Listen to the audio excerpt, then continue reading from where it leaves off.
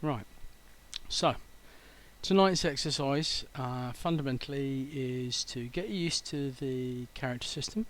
Make sure you can use the combat records for the Hero System Workshop mod. Demonstrate how it works and introduce the pair of you to champions, combat, skills, dice roll tests, the whole works. In addition to that, Dave tried a bit of this last night. Dave's running Phantom Pharaoh, his character. Phantom Pharaoh fared okay last night, and so I'm hoping Dave will kind of pick everything up tonight.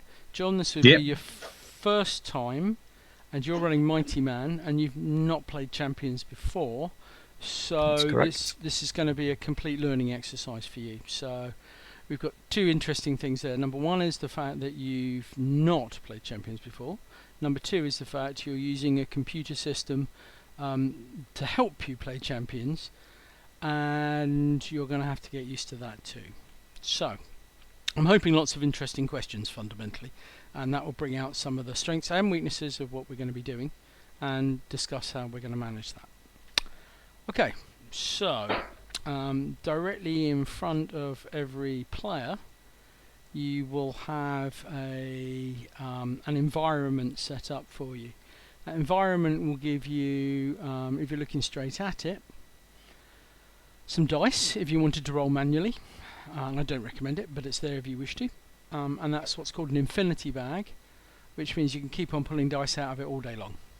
You've got a calculator if for some reason the maths starts to get interesting. You've got a counter, and you can use the left key to increment the counter and the right key to decrement it.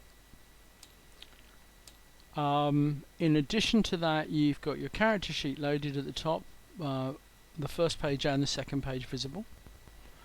You've got a copy of the Champions Complete rules. Now this is my set of rules that you're using to look at the table, and if we release this workshop mod, that won't be in the workshop mod. Neither will be the core deck of Champions cards.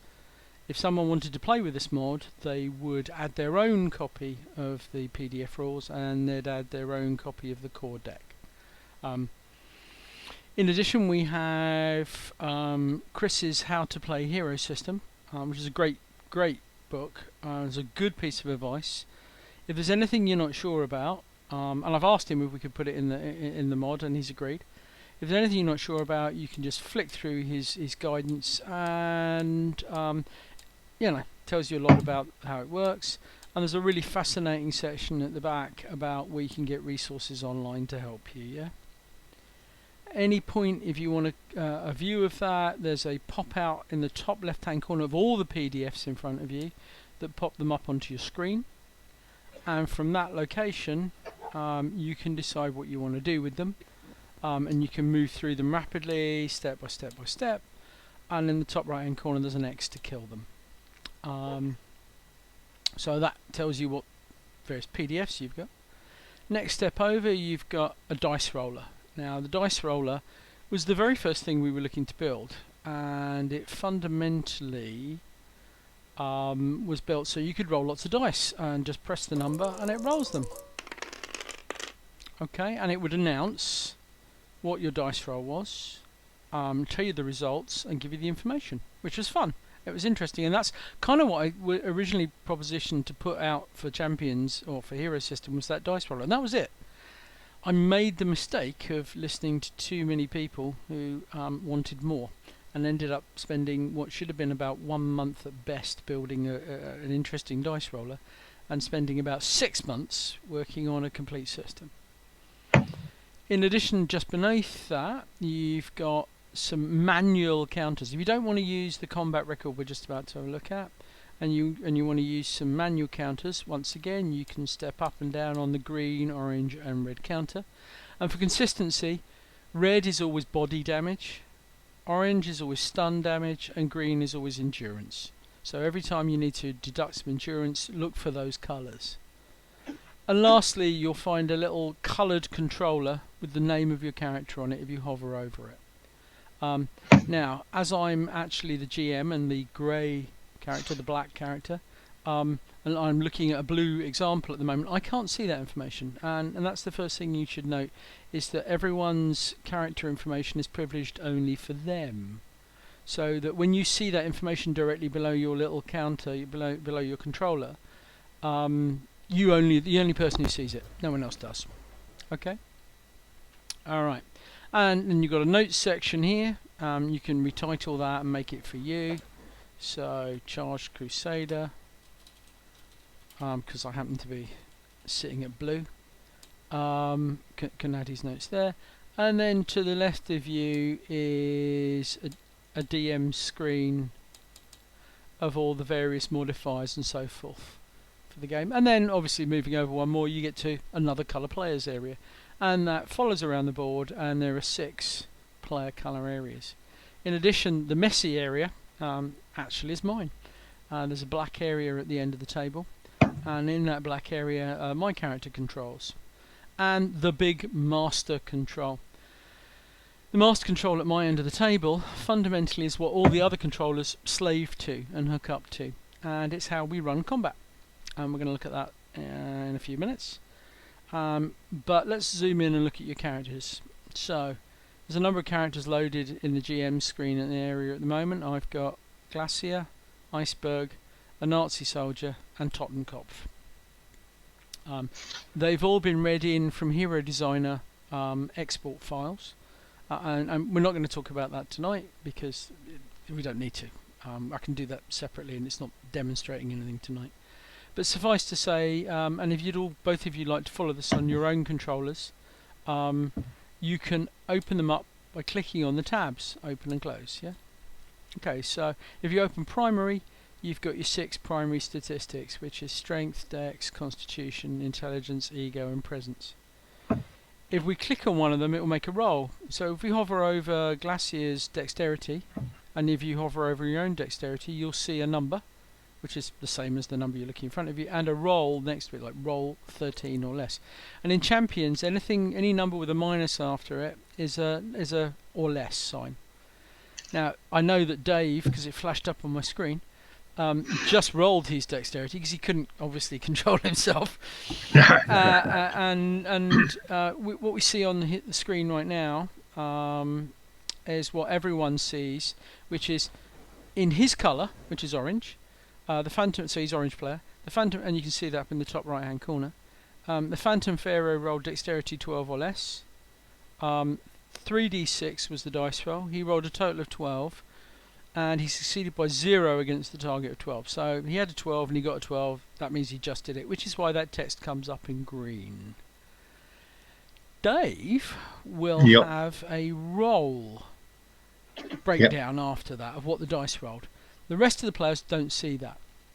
The GM has a log, and the GM can see that information. Okay? But no one else can. So, John, in the background there, would you like to choose one of the 6, make it a surprise, choose one of the 6 primary statistics, please, that are in front of you for your character, and just click on the one that you want to roll. And you hear that dice rolling in the back. I failed. And that's a good example, because I needed a failure. Mighty Man rolled dexterity 13 or less, but scored a 14. He failed by 1 against the target of 13. Note the different colours for success and failure. A light kind of salmon. It's meant to be red, but hey. And a green. So Dave succeeded, and Mighty Man failed. But once again, we don't see the dice rolls. But I do know that Mighty Man does see his dice rolls.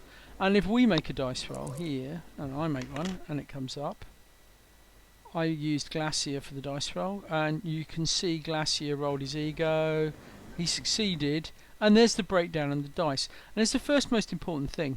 If you look at the rolls you've just made, guys, the rolls you just made, anything that your name was involved in it, like Mighty Man, everyone gets to see that. The whole table gets to see that, right? Anything that starts with you, only you see.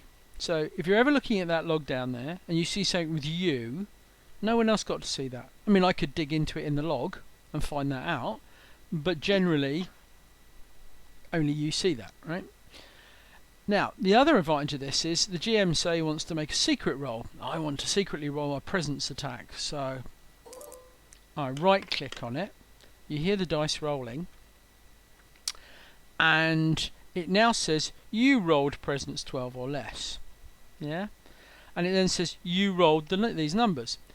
Did any of the other players, John, Dave, did you actually see any result on your screens? Not at all. Nope. Okay, what I'd like you both to do, and if you listen in the background, you hear the tinkle of the dice rolling. And actually, just for amusement, we might as well go over to John's dice roller. There it is. John, would you mind choosing a stat, but right-clicking on the stat this time? Okay. Now we see the dice roll. We see the numbers, so it's 8. We see nothing in the bottom left-hand corner. We do not know that dice roll was made. Dave, can you do the same on your end? Okay.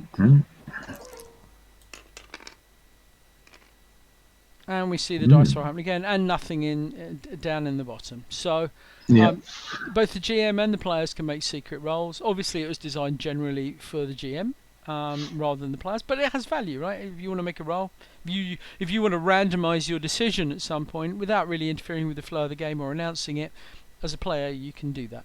So that's handy. Okay, so next thing, just for those doubting, there's the GM's roll. So, for instance, if I click that, see the dice roll in the GM's black area. Okay, so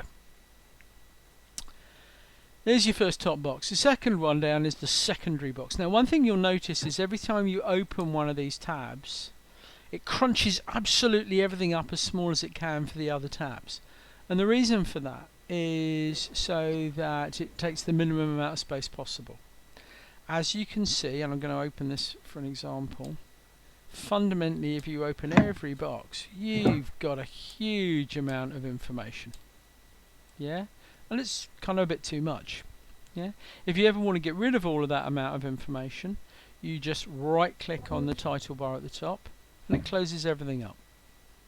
If you left click on the title bar, it completely minimizes it, and you just do that to open it again. So if we look at secondary, you'll note this time none of these roll. They've got roll blank next to them. They can't be rolled. They're not. You click on them, nothing's going to happen. The only one where you can click on and get something is combat value. So combat value is a mixture of two values, OCV and DCV. Now John, for you, OCV is offensive combat value. DCV is defensive combat value. Your character will have those stats, and what it enables you to do is to make attacks and defend against attacks, and it's included in part of the attack rolls for the combat. The next one along is mental combat value, OMCV and DMCV.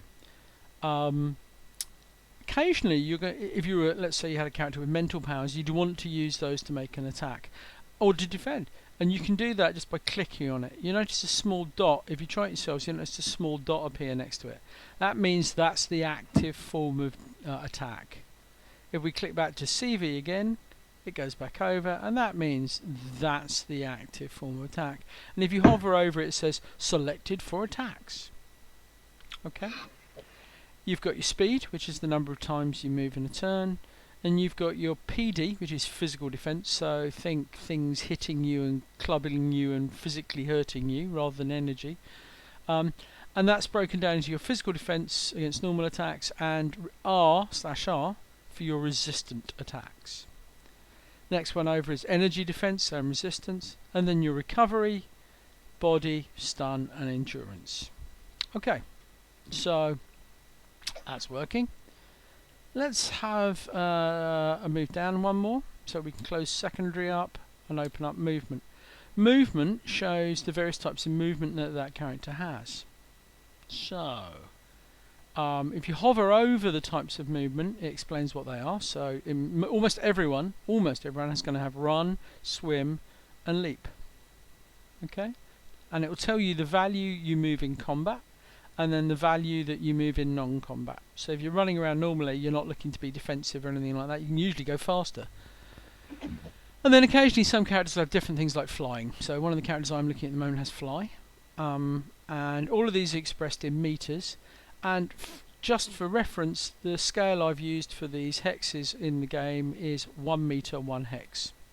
Alright? Okay, so the other thing, although it's not implemented yet, you can actually select a primary mode of movement.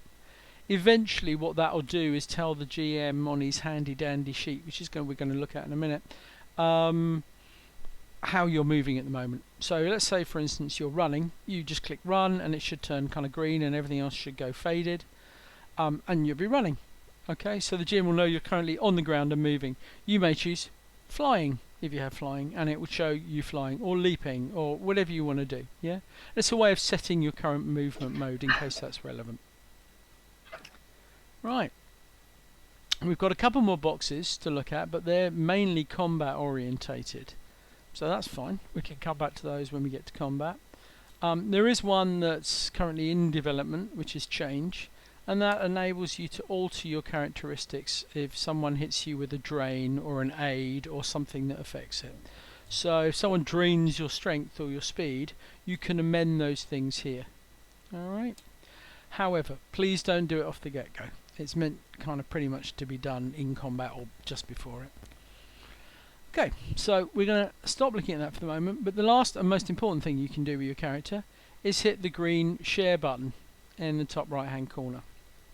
When you do that, your character tears off or rips off of the controller and appears in your screen space and can be moved around as you desire. So you can slide it around, put it where you want, do what you want, and treat it just like you could when it was on the controller. If you hit the green button again, it jumps back. So you can quite literally hop back and forth between the controller and the screen mode. The reason for screen mode is when you're in the middle of combat and you're busy trying to do something, you want your character in front of you, yeah? You don't want to have to keep on running back to a little controller and fiddling with it here. You kind of want it there, yeah? Right with you, right where you're working, okay? And that's why it's designed like that. It's also possible if you hit the... you see there's a man there who looks very similar to your classic Vitruvian man, the classic hero game symbol, hero system symbol. If you click to that, it will jump back to your controller and leave you straight there. Okay. The one after is to jump to your figure location. It will not work. What you're looking at here is playtest effectively for this system. The final state will be somewhat along the lines of you pick your character up, you put your character on your control pad, it will learn that that's your character, and then later on when you're in the game, if you ever have to dash back to your control pad again, you can just hit that button, the jump to figure location. It will jump you straight back over to your figure. But like all things, I haven't actually implemented that yet. So, but it's in the plan to do it, and the button's already there ready for it. Okay. So, while we're doing that, we should also look at your character. One of the things within the game is your character will travel around with your endurance, your stun, and your body attached to the character as like a free-floating set of bars. Those free-floating set of bars are only visible to you and the GM. When you take damage, it's simply a matter of hitting the minus or the plus to do that. Okay? I see it as the GM, you see it as the player, but you do not see the other players. That's kind of important, right? So they don't know your status. It is possible to some degree to share that information, and we'll talk about that later. And that can be set up if you want. Right, okay. That has given you a rough intro into the interface for the first couple of sections, how to move around, how to use the rest of it. The normal controls are part of Tabletop Simulator, and fundamentally you move back and forward, left and right using WASD, and you use the mouse to pivot round and angle and zoom in with the zoom key, yeah? Alright.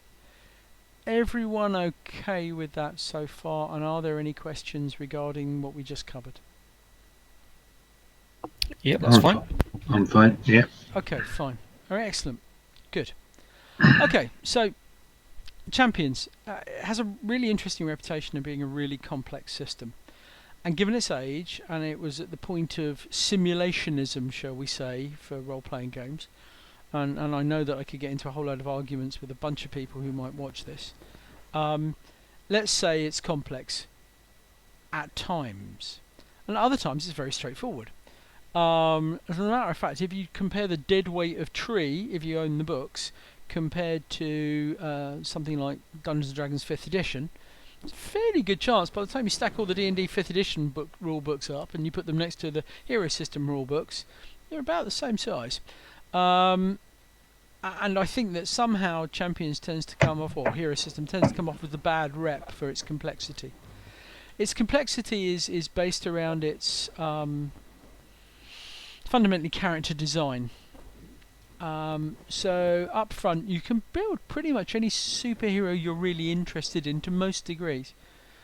If you do that, however, there's lots of ways of doing it, because to be flexible enough to do that you have to encompass a lot of things.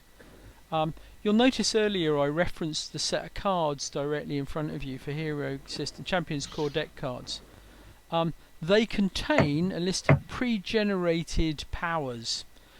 So for new players, I heartily suggest getting those. And if you want to play Champions, which is the superhero game, quite literally pull those out, choose the powers you want to have for your character, and it takes a lot of the hard work of the game out.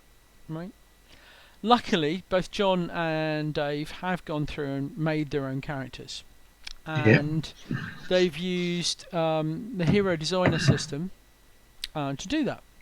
Now, Hero Designer outputs a number of files, and those files that it can output, one specifically that I've written, enables us to input their data. So as a player right now, and as a GM, I'd like you to look in the notebook. So in the middle of your screen at the top there's notebook, click on it, and within that notebook you'll see, as you go down, different coloured sections with character names in. So as the GM, I'm kind of privileged, I get to see everyone's notes. As players, they only get to see the notes that they're entitled to by their colour. So, for instance, purple has a couple of sets of notes you can see. Orange has one.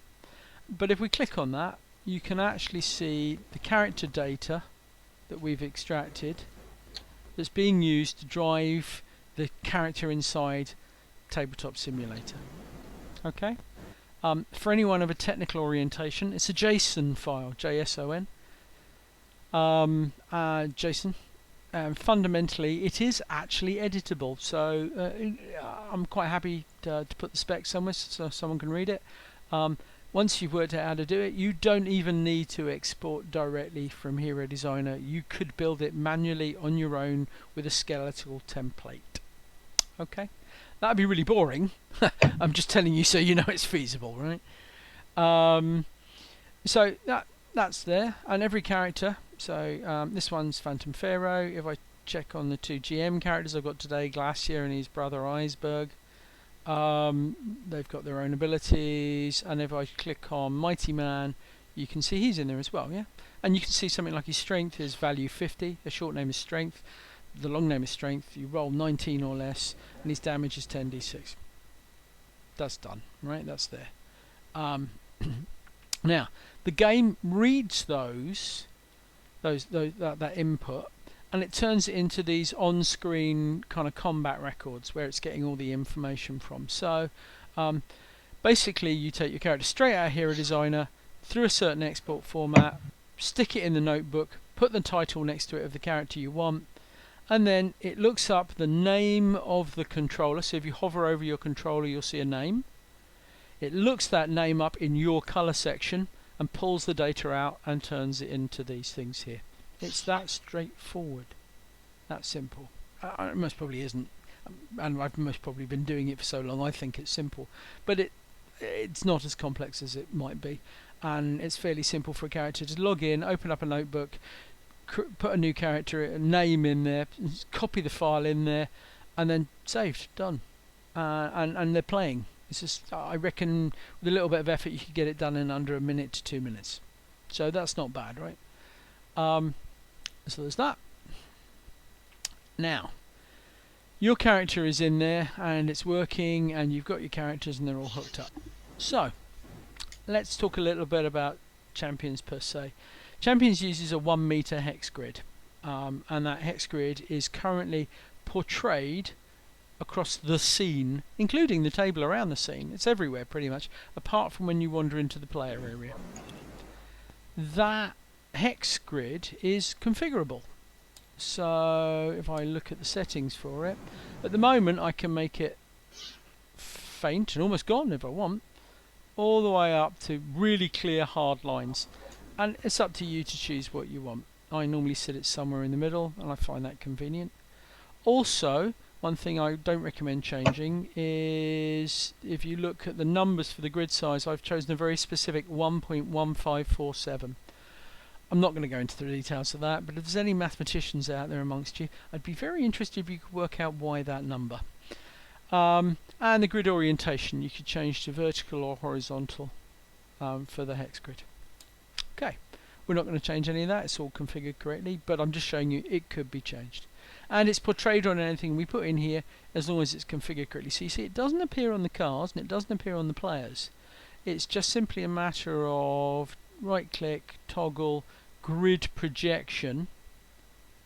Yeah, and if I click on that, you can see it appear on that car next to Mighty Man. If I turn it off, it's gone. Simple as that. Okay. Because the buildings have operating space on top of them, I've projected the grid onto the buildings. So you can move around on top of the buildings if anyone gets to fly or leap up there or do something. Okay, so let's get into what we're going to be looking at today.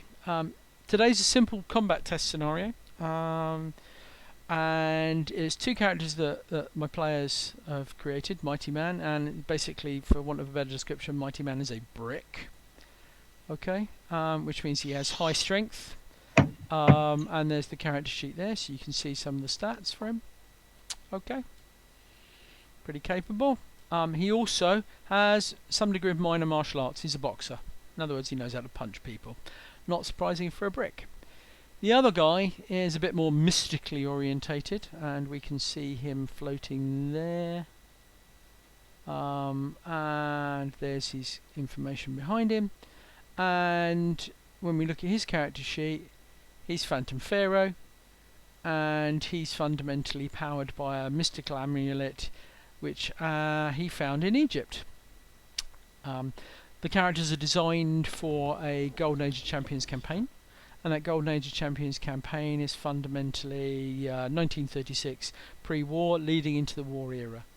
John's character Mighty Man is, to all intents and purposes, a patriotic super soldier kind of experiment, and Dave's character Phantom Pharaoh was an archaeologist who got trapped and shot and trapped inside a tomb by some Nazi treasure hunters, and he found the amulet Ara just before they arrived. He was wearing it when they shot him, and it resurrected him, so he's actually undead, although he does a partially good impression of not being dead.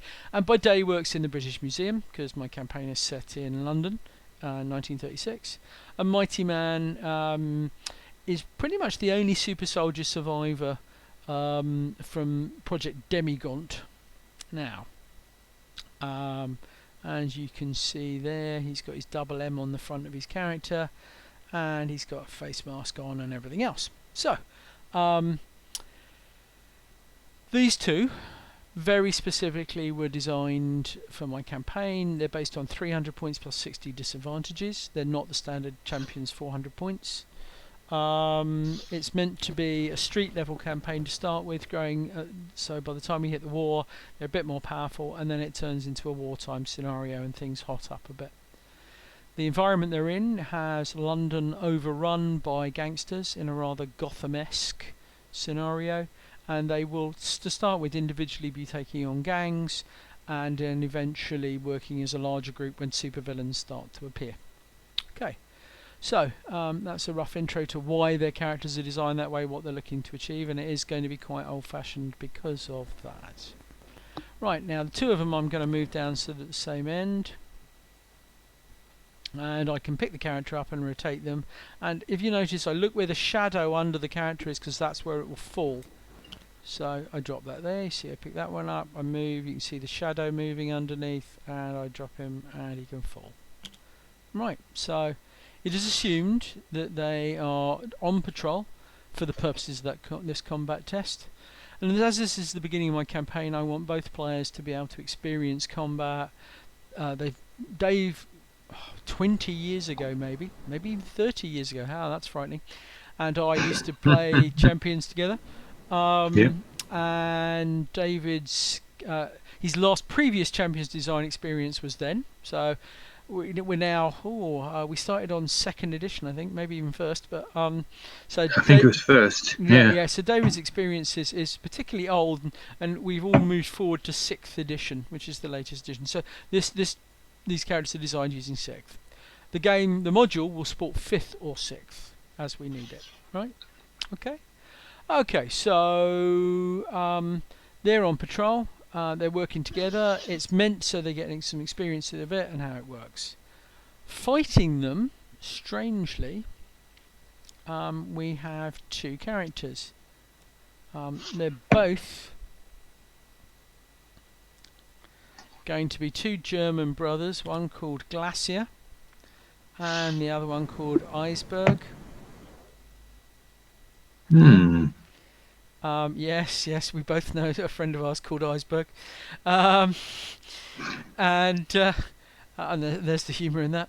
And you see, at the moment, the characters are both named Glacier. That's a little bit misleading there. So what we're going to do is right-click and alter the name of one of them, Iceberg.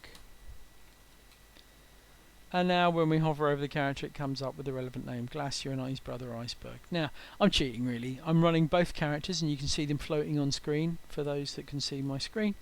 And their characters are down below here. Right.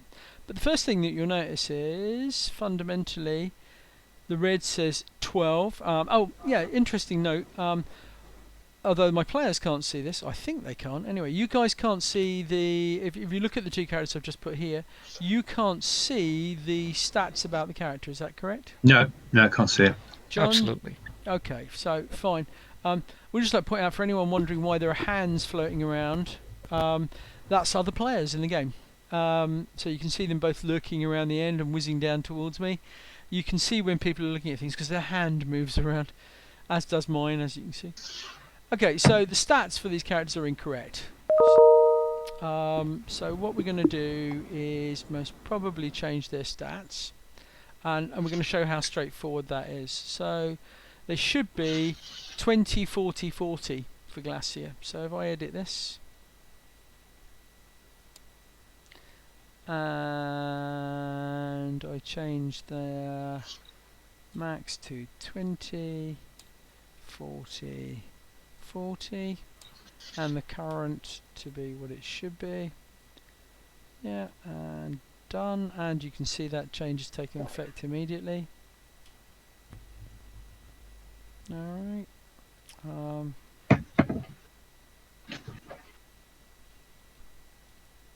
Okay, so sorry, I just altered my camera view to get a closer view. Right, and I'm going to change on the other one. 20, 20, 40, 40. And we're following the standard code. Oh, you can see here. It's just as simple as that to edit them. And the standard code is red for body, orange for stun, and green for endurance. Alright. And I just wanted to show it's possible to orientate these bars in whichever way you want, or to make them whatever size you want. So for both of the PC characters, I've made them small and tucked behind them. So generally, if we're looking at the game, it looks quite nice because you can't see the status bars. Just for demonstration purposes and to make it much clearer as the GM for when we're showing this, I've altered them so that they're large and obvious for the GM. It doesn't help that I'm getting on a bit and I need big numbers either. So everyone's all now set up, and We look where the shadow goes at the bottom, and we drop them in that position. So the two brothers have arrived at this end of the street. Okay, now they're quite a long way away, right? And combat's not started yet, but that's roughly the opening position. David, as you know this, would you mind explaining how measurement works using the game? Do you remember from yesterday? It's an interesting challenge. F4 gives you the ruler mode, and you start your hex and you stretch over to the target. And I'll make it about 45. Don't let go, Dave. Yeah. Yeah. Now, you see here, the perspective is incorrect. Dave's looking at it from one end, and we can see that he's not on target. He's a couple of hexes short.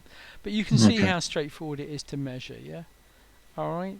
So, if we were to do the same thing, we click F4 for line, and we measure from the centre of that hex to the centre of that hex. It's actually 47.7. Right. Alright? Okay, so you can see that there. And so we know the distance without counting the hexes. So that's interesting, right? You could do that at any point you want. What it doesn't do well, which most things don't really when you get down to it, is measure height. And you can see there John measuring as well. But also John's perspective is off. So you usually need to spin round, pull back and do it from above to get those measurements right. Okay? So John's about 46.6 roughly away.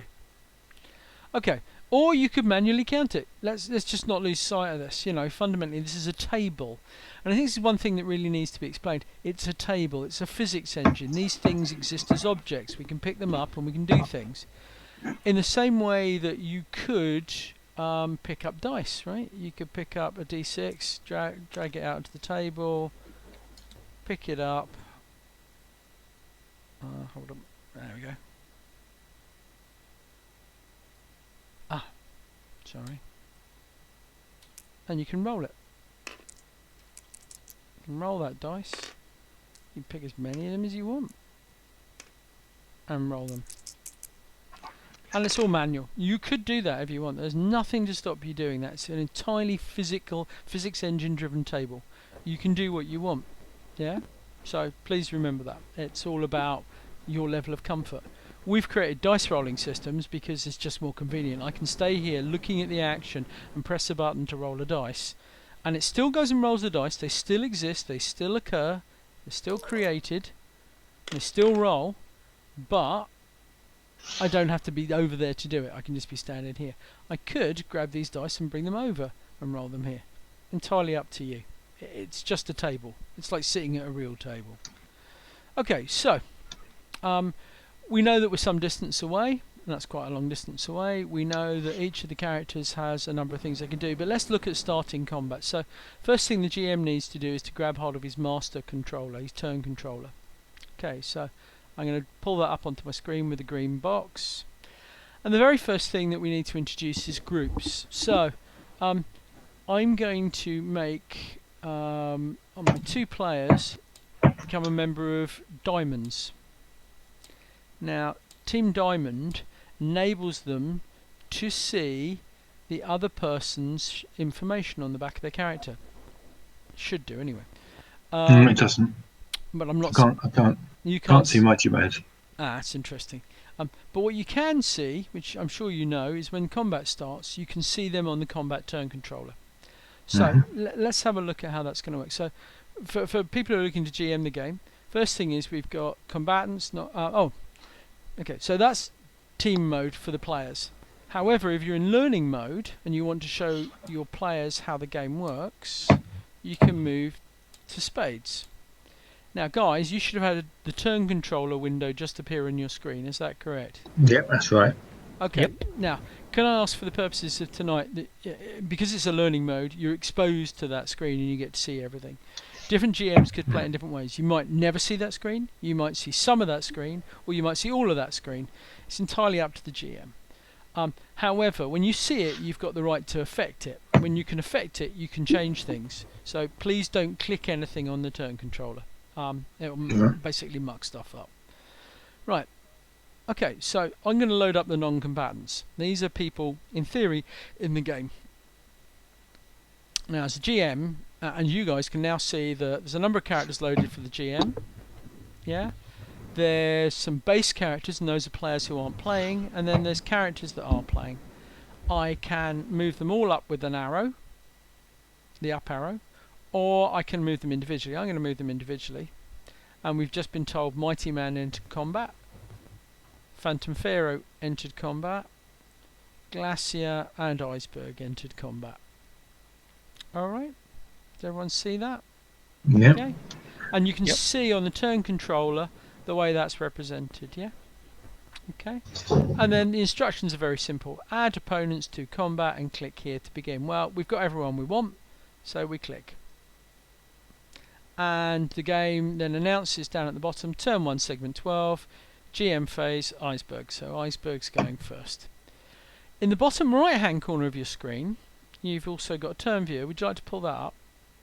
So you just click on the title of the turn viewer, turn 1, segment 12, and just drag it up. And actually what you can see is it's a turn control chart. It tells you what phases you've got coming up in the next 12 seconds. Champions, your speed, and this is for you, John. In Champions, your speed dictates how many times you move or activate or can do actions in a turn, which is 12 seconds long. The 12 seconds are broken into 12 segments, and you get phases equal to the number of your speed. So your speed, looking down here for Mighty Man, is speed 4, right? So you go on 3, 6, 9 and 12. And can you see that in the bottom right when you drag that turn viewer up? Yeah. Yep. Okay, so in addition to that, we can see that Phantom Pharaoh, although he's the lowest dexterity of everyone on the board and goes last, and the game is ordered in dex order, he fundamentally moves at 3, 5, 8, 10 and 12. And is at the same speed as Iceberg and Glacier, the twins. Okay, so that's going to make it interesting for you. And the players are at a net disadvantage because of that, because to all intents and purposes, the twins go one phase faster.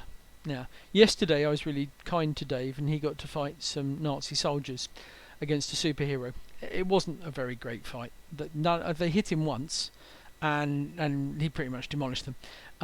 Tonight it's 2 supervillains versus 2 superheroes, and the superheroes are most probably at a minor disadvantage, even though Iceberg and Glacier are built on the same amount of points. Okay, so we've covered off the bottom right hand corner. You can see that turn chart. Now that turn chart in the bottom right hand corner is going to scroll as the turn moves through. Those lines will roll with it to show you what's coming next. So you'll always be able to work out the interleaver when someone's going to be going. And the people who can move in the turn will actually have a tick next to them. Yeah, so if you can move in this segment, you'll have a tick next to you. And as the game moves through, the person whose turn it is, so Iceberg will go first, that's why it said GM phase Iceberg, they have a white tick next to them. And that white tick means they're the phasing player. Okay. In addition, as notification, because the GM could end up with lots and lots and lots of sheets on his screen, every single time you're phasing, you'll get a green box wrapped around you on the on-screen box. Yeah. So Iceberg is phasing, therefore he's in green for me, so I can see he's active. And if I was running these as a bunch of collapsed pieces of information, I can just open them up and see it. Yeah, simple as that. Okay. Right, Icebergs go, Glacier's next, and all of these have a natural order. So Glacier comes behind Iceberg. Yeah, Iceberg overlaps Glacier. If the players saw more than one character, they'd also have an order too. I normally stack these. I find out which order they're in by kind of moving them around, and then I normally put them in top down order, so each one overlaps the person below it in the stack order. So Glacier is lower than Iceberg. Okay, so Iceberg's up. Let's have a look at his movement, and we open up the movement control. He can run 3264. He can swim, leap, same as a normal human, and he can fly 20 or 40. His flight is basically a large ice slide at ground level, yeah, that he slides along rapidly. So it's a very boring flight. If he's got something to hang off of, like the rooftop, he could glide down off the rooftop using that flight, but it's pinned. It has to be attached to something for him to move. So either attached to the floor as he slides along it, or attached to the side of a building and slides down from it, or top of a car, or whatever. He can't gain height using his flight. Okay, so that's his limitation. So if we hover over, Iceberg is the one there, and we look at the players, how far they are away. Now, I know John measured it around 47 hexes away. I'm not going to bore you by counting each individual hex, and I trust the ruler because I've tested it numerous times. So I know he's 47 away. So let's look at one of the advantage system. Guys, if you'd like to open the distance window for your characters. Yeah. Okay, have you both got that open? Yeah. It's a not very cunningly disguised Pythagorean calculator. And I know that sounds really weird. It's meant to handle height and distance away to calculate true and accurate range. But one of the bonuses it can do, if we put 47 in the first box and then click in the second box, Pythagoras says if you've got a side of 0 long, then the hypotenuse is 47, which is interesting, right? That's cool. One of the benefits is we've created, when you type in the first box, it puts the range at the end. So if you type 47 in your boxes, you'll see that 47 is actually -5 range modifier. Okay, so that's interesting, right? It's worked out the negative for being at that distance, yeah. And because the way Champions works, that's -5 against your offensive combat value. So your offensive combat value gets weaker, goes down, because of the long distance range. You're not as good at range, right? Okay, if we tick that box and we make a to hit roll later on, it will take that range into account on our dice roll for us. So that's quite cool, right? We don't have to fiddle and type in that number anywhere. We just tick the box and it knows it. All right. Okay, so that's easy. If we had different numbers, and I'm going to put 12 in now, you can see it's -1. If I put 20 in there, or 29, it's -4. And for those who like to look these things up, if you hover over the equal sign, you can actually see up to 128 meters expressed. Right? So if you need to quickly reference some information, there it is for you. If you hover over equals on that formula. Did everyone see that? Can you guys see that? Yeah, saw that. John? Indeed. Okay, fine. So if you ever want to know, I need to get within 24, I need to move forward to its 24 range, and to get -3, instead of being at 25 and getting -4, you can now know where the boundaries are just by hovering over that. Okay? So let me set that correctly to 47, and it's -5. I'll need that in a minute.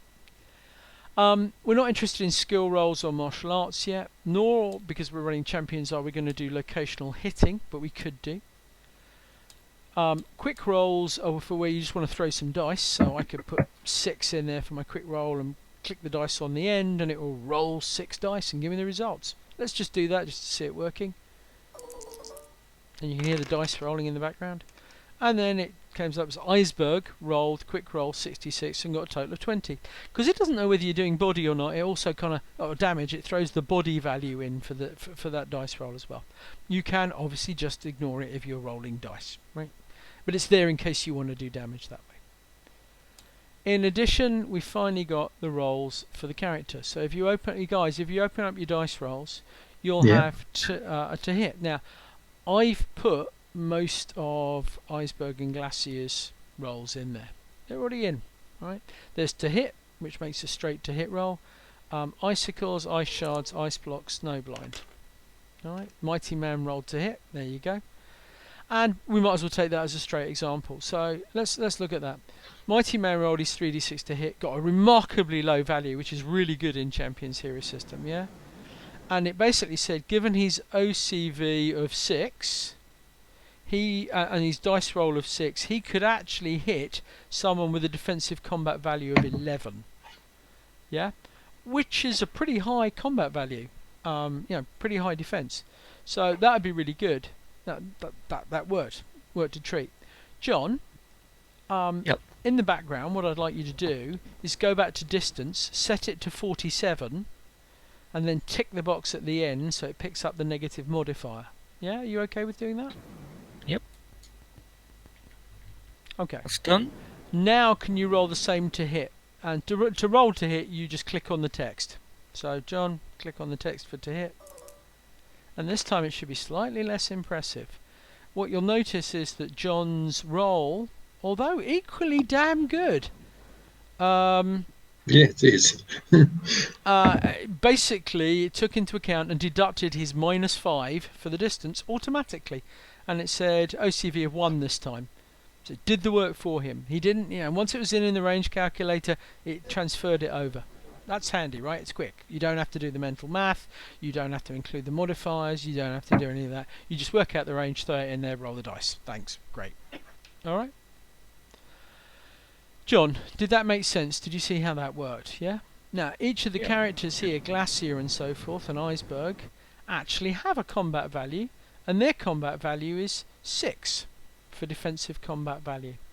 I can ignore the fact they're standing behind cars for cover, and just tell you, if they weren't, and if they were out in the open, and let's simulate that, and you rolled to hit him with that roll, you would have hit. His defensive combat value is 6. It says here quite clearly, with your roll, including range, you would have hit defensive combat value of 6. I, as the GM, can see that defensive combat value. Bottom line is straight hit on the character, right? Simple.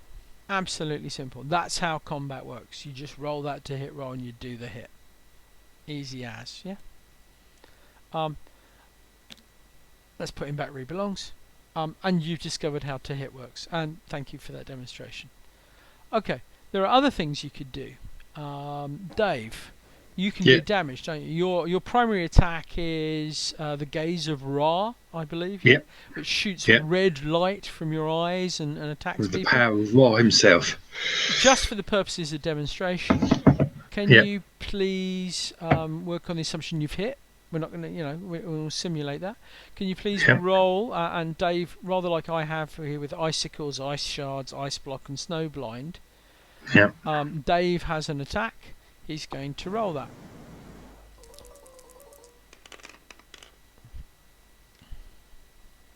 So, first of all, it's told us that he's made a Gaze of Ra attack, 10d6. He rolled 44 stun and body 13, which is great. Yeah, that's a good hit, right?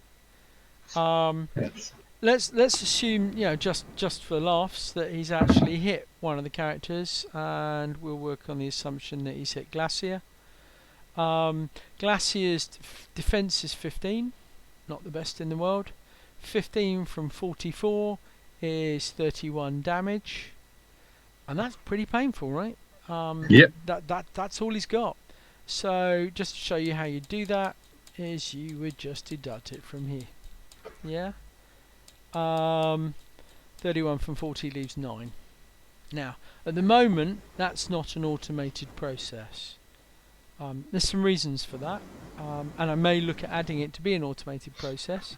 But the primary advantage of doing it manually enables the GM to have one combat record for like 20 soldiers. Yeah. And then just adjust their endurance, stun, and body individually. Now, for a player, it's no great advantage. As a matter of fact, they're sitting down there going, "Oh, I've got to manually adjust it."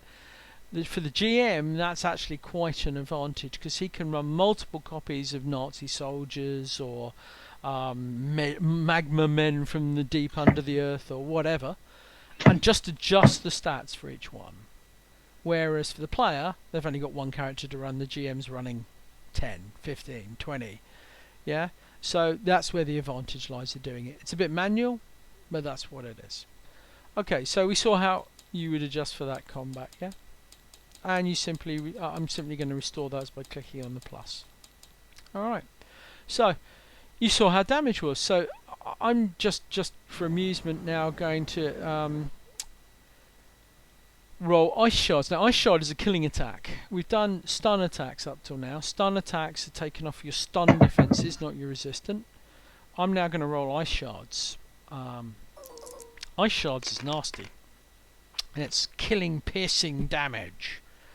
And as you can see, Iceberg rolled ice shards. Now, he rolled 2.5d6 killing, and it used here.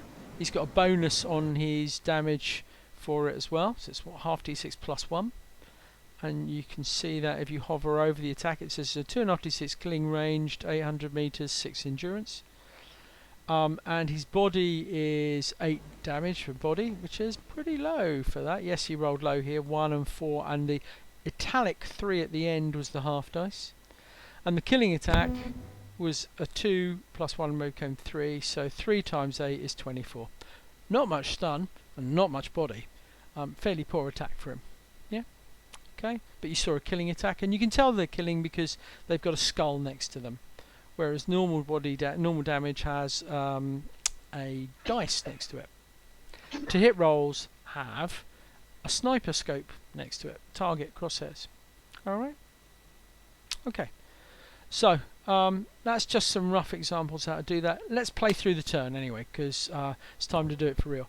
Now, guys, you've seen rolling your dice. You know how to do that. John, Yep. you're at a slight disadvantage. Just a little bit. Because strength doesn't innately translate into an attack. It won't have picked up any special attack powers. It won't be like an energy blast or anything for you. So it's highly likely that your character sheet is under dice rollers is just going to say to hit. Yeah? That's right. Is that accurate? Yeah, okay. It's true. Yeah. Okay, fine. Let's run you through how to create your own damage roll. But why not? Let's just do that. It's simple. So at the bottom of your sheet, you've got the roll editor. So if we click on roll editor and open it, that's that. Okay. Can you see that? And the first thing it does is invite you to create a new roll. Now within that roll, it automatically assumes 3d6 because a lot of the time you might be making skill rolls, you might be making to hit rolls, whatever you want customized. Most of them start off at 3, right? So it defaults to 3. You, on the other hand, might want higher than that. So what's your strength? So you might have to open primary at the top. Yep. My strength is 50. Okay, 50. Now, 50 translates straight into 10d6. For every 5 points of strength, you get 1 dice. So 50 is 10 dice. So you can either type straight into the white box and alter that 3 to a 10, or you can use the plus and just tap it through. Entirely up to you. Yeah? Okay. Alright. As this is a damage roll, none of the rest applies. You don't have a half d6. You don't want to add +1 or +2. It's not a killing roll. It's a 6th edition game, so that's relevant, and it usually only affects killing. You don't want to stun multiple modifier for the killing, so because it's not killing. You're not rolling to hit. You're not rolling a target roll, like for a skill. So you're pretty much done, and that's a very simple scenario, right? You just made a 10d6 roll. You can put a tooltip in, and for those looking at my screen, you can see tooltips popping up there, and it will auto hint when it saves it. If you haven't put anything in there, it will do its best to throw something in. It's going to be really boring, most probably. It will say 10d6. Yeah,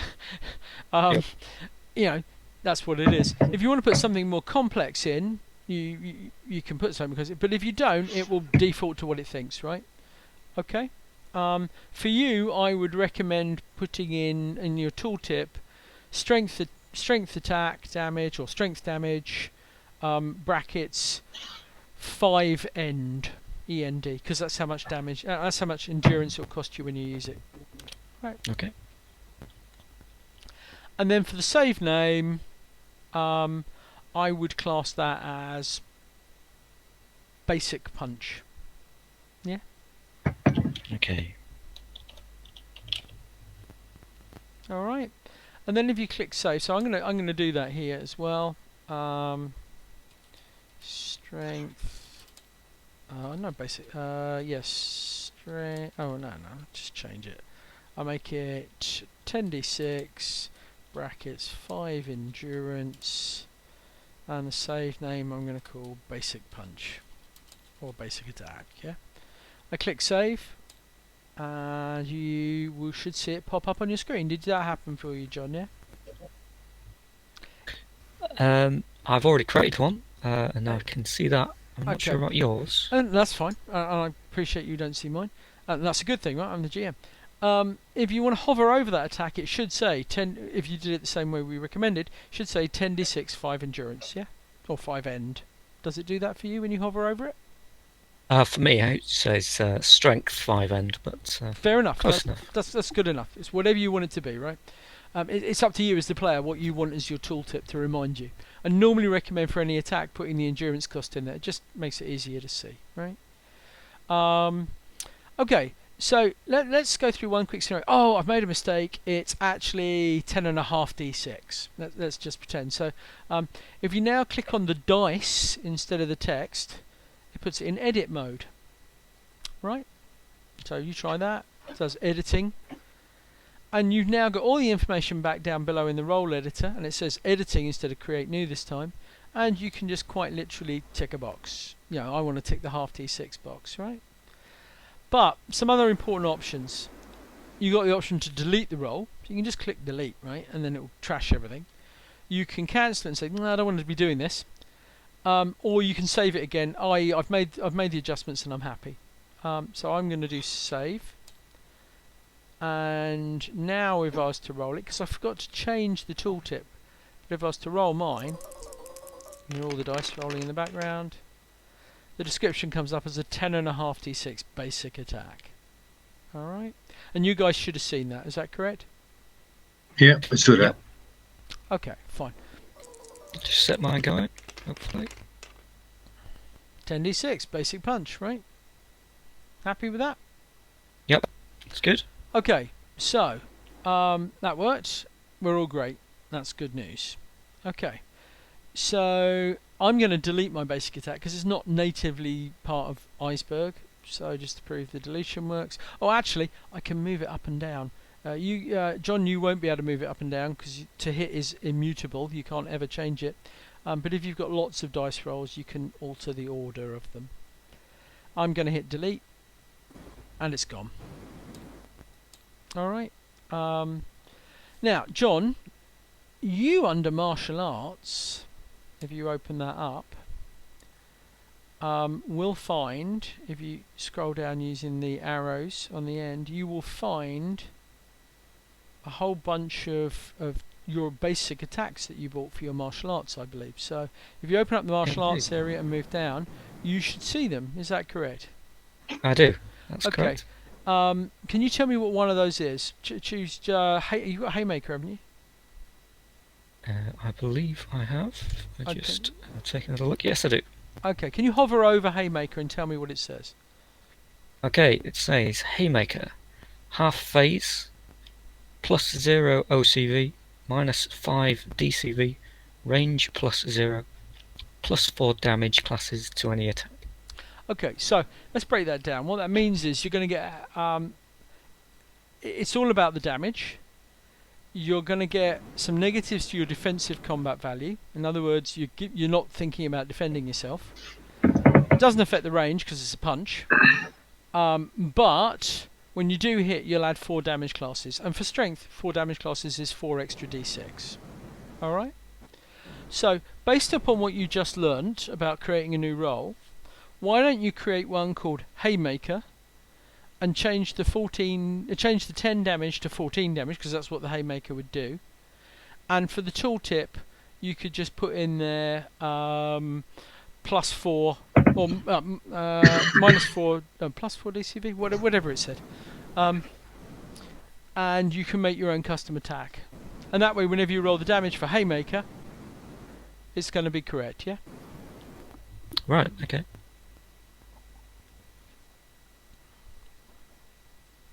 Right. So you want to change that one? Yeah, no, don't change it. Add a new one, create a new one. So go down to dice rolls again. Open up roll editor. To create a new roll and put 14 in instead of 10, which is your previous one. And the save name would be Haymaker. Okay. And then click save. And then click on it and you should have Mighty Man rolled Haymaker 14d6. Cool. Alright. Now, note this is fairly flexible. You can do as much of these as you want, create as many custom ones as you like. Yeah. So do you want to do that? And would you mind rolling that to show it in action? Yeah, sure.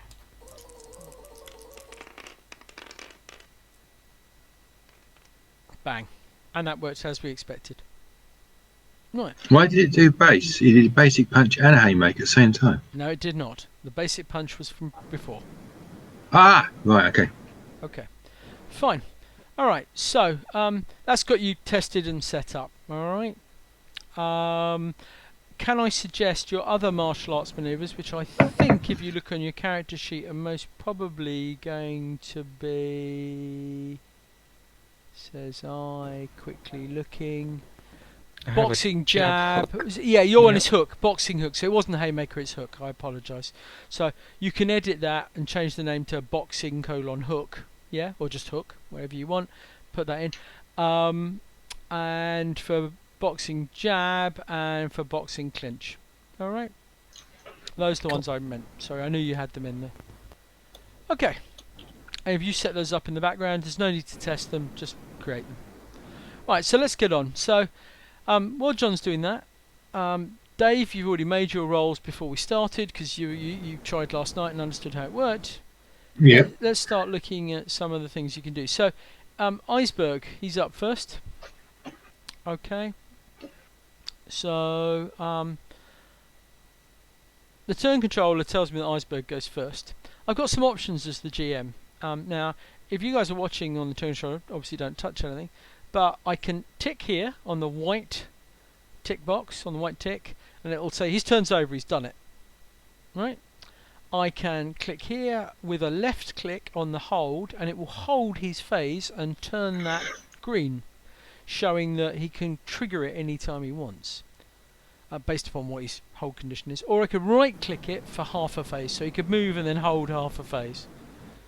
And it also tells me here that his next phase is 3.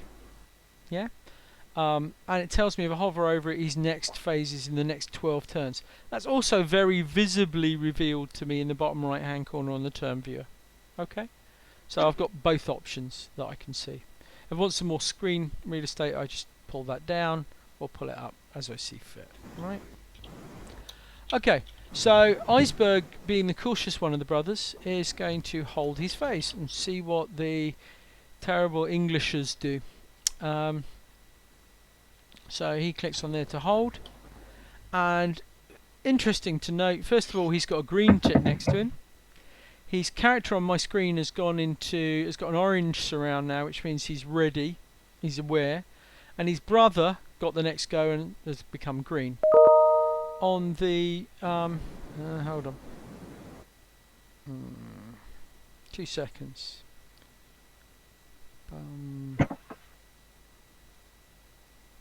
There we go. Just got rid of my work email. Okay. So, if we look down here, his brother is almost identical, basically. What a surprise, twins. And can go now, do whatever he wants. And he's the more impetuous of the brothers. He's currently got run enabled. He can move up to 32 meters. 1, 2, 3, 4, 5, 6, 7, 8, 9, 10, 11, 12, 13, 14, 15. He's going to move half, which is less than half, by the way, because he's got anywhere up to 32 for half. Get behind that car, that vehicle, and take cover. So I basically run behind there. And he needs to pay his endurance for that. So he gets 10 inches for 1 endurance, so that cost him 2 endurance. And we remove that. And then he's going to hold half a phase. So I right click and he holds half a phase. Okay, so something's different between the two. Firstly, because Iceberg held a whole phase, he still has the option of calling off half a phase at a time, and that's what that green upward arrow would let him do. Or he can trigger the whole phase by clicking on the tick. Glacier, on the other hand, used it all to move half and then is holding half. Yeah, and it tells us if we hover over the green tick next to his name, use players held half phase. Okay, so those two brothers, and both of their hold conditions are if attacked, retaliate. Okay, so that's their condition. And we come to the first action on segment 12, turn 1 for Mighty Men. Now, John, both of my held characters are in orange boxes now, but I bet that your handy dandy on-screen box went green. Is that correct? It did. That's your clue. You're up. Now, obviously we're going at a minuscule pace compared to normal because I'm explaining how everything works. As we pick up speed, it will get faster. We can see, obviously on the turn viewer, people are holding. We can see that it's John's phase because he's got a white tick next to his name, ready to go. John has some options. Now, John, in Champions, as a first-time player, you've got the option to move, your full move. Yeah, combat move. And not attack anything or have an action. You've got an option to move half and take a half action. You've got the option to do a full action. Some things take a full action. And you can do any combination of those you want. And on those handy dandy sheets we put next to you, if you look at the combat and martial manoeuvres summary, you'll find that the phase length is already there for each type of action that you want to do. And you can choose what you want to do. Some things take no time. Like talking, things like you don't have to talk about. You can just shout what you're going to shout. Other things take time. Like setting, as an example, takes a whole phase. Attacking multiple times takes a whole phase. Most of them are half, though. All right. Okay. So. You've seen an example of what two characters have done. One's waiting for something to happen, looking cautiously around the car and in cover. The other one here is in cover, but he's moved closer to you. What are you doing as your dex is higher than Phantom Pharaoh's? You go before him in the turn, even though your speed is less. What's your plan? What would you like to take advantage of that? Well, the first thing I'll do is say, wrongdoers shall face justice. Fair enough. That's appropriately golden age. I'll give you that. And then I will close the distance. So I will run along, probably. Now, just out of interest, what is your distance that you can move? So, That's a good question. If you look under the movement section on your sheet and hover over the running guy or whatever movement powers you want, you have leaping from memory. As well as running. I do have leaping. You could gain some height and get on a building, maybe. Well, I can run 32 metres. So 32 metres is not bad. Is that the first number or the second number when you hover over run? Second number. Second number is non-combat move. If you do this, you're going to make yourself pretty vulnerable because you're not trying to defend. I would go for the first number, which is 16. If you hover over your leap, what's your leap number? Leap is 18 and then 36. Okay. My suggestion, piece of GM advice, you're new to the game, I would most probably, because you don't know what they're like or what they're up to, I'd leap onto kind of this building here. Now, the reason I say that is because it gives you the height advantage. There's things, no doubt, on top of the roof you'll be able to rip off and throw down if you want. And more importantly, it works in Star Wars, right? I have the higher ground. All that kind of rubbish. I think it's interesting because you're using leap, right? So that's one viable option for you. You could jump on that building using leap. Now leap. I think it sounds good. Now, there's one thing I've not put on the game system yet, and I keep on meaning to do it. And now it's prompted me that I really should. I should put a vertical ruler into the game so I can measure vertical height. I gotta be honest, looking at it manually, 1, 2, 3, 4, 5, 6, 7, 8, 9 is about the height of that building. Yeah, okay, fine. So you can jump vertically half of your movement for leap. Yeah, so if you've got 18, you can jump 9 high. That building's about 9 high, 8 or 9 high. You would be able to jump on top of it if you were next to it.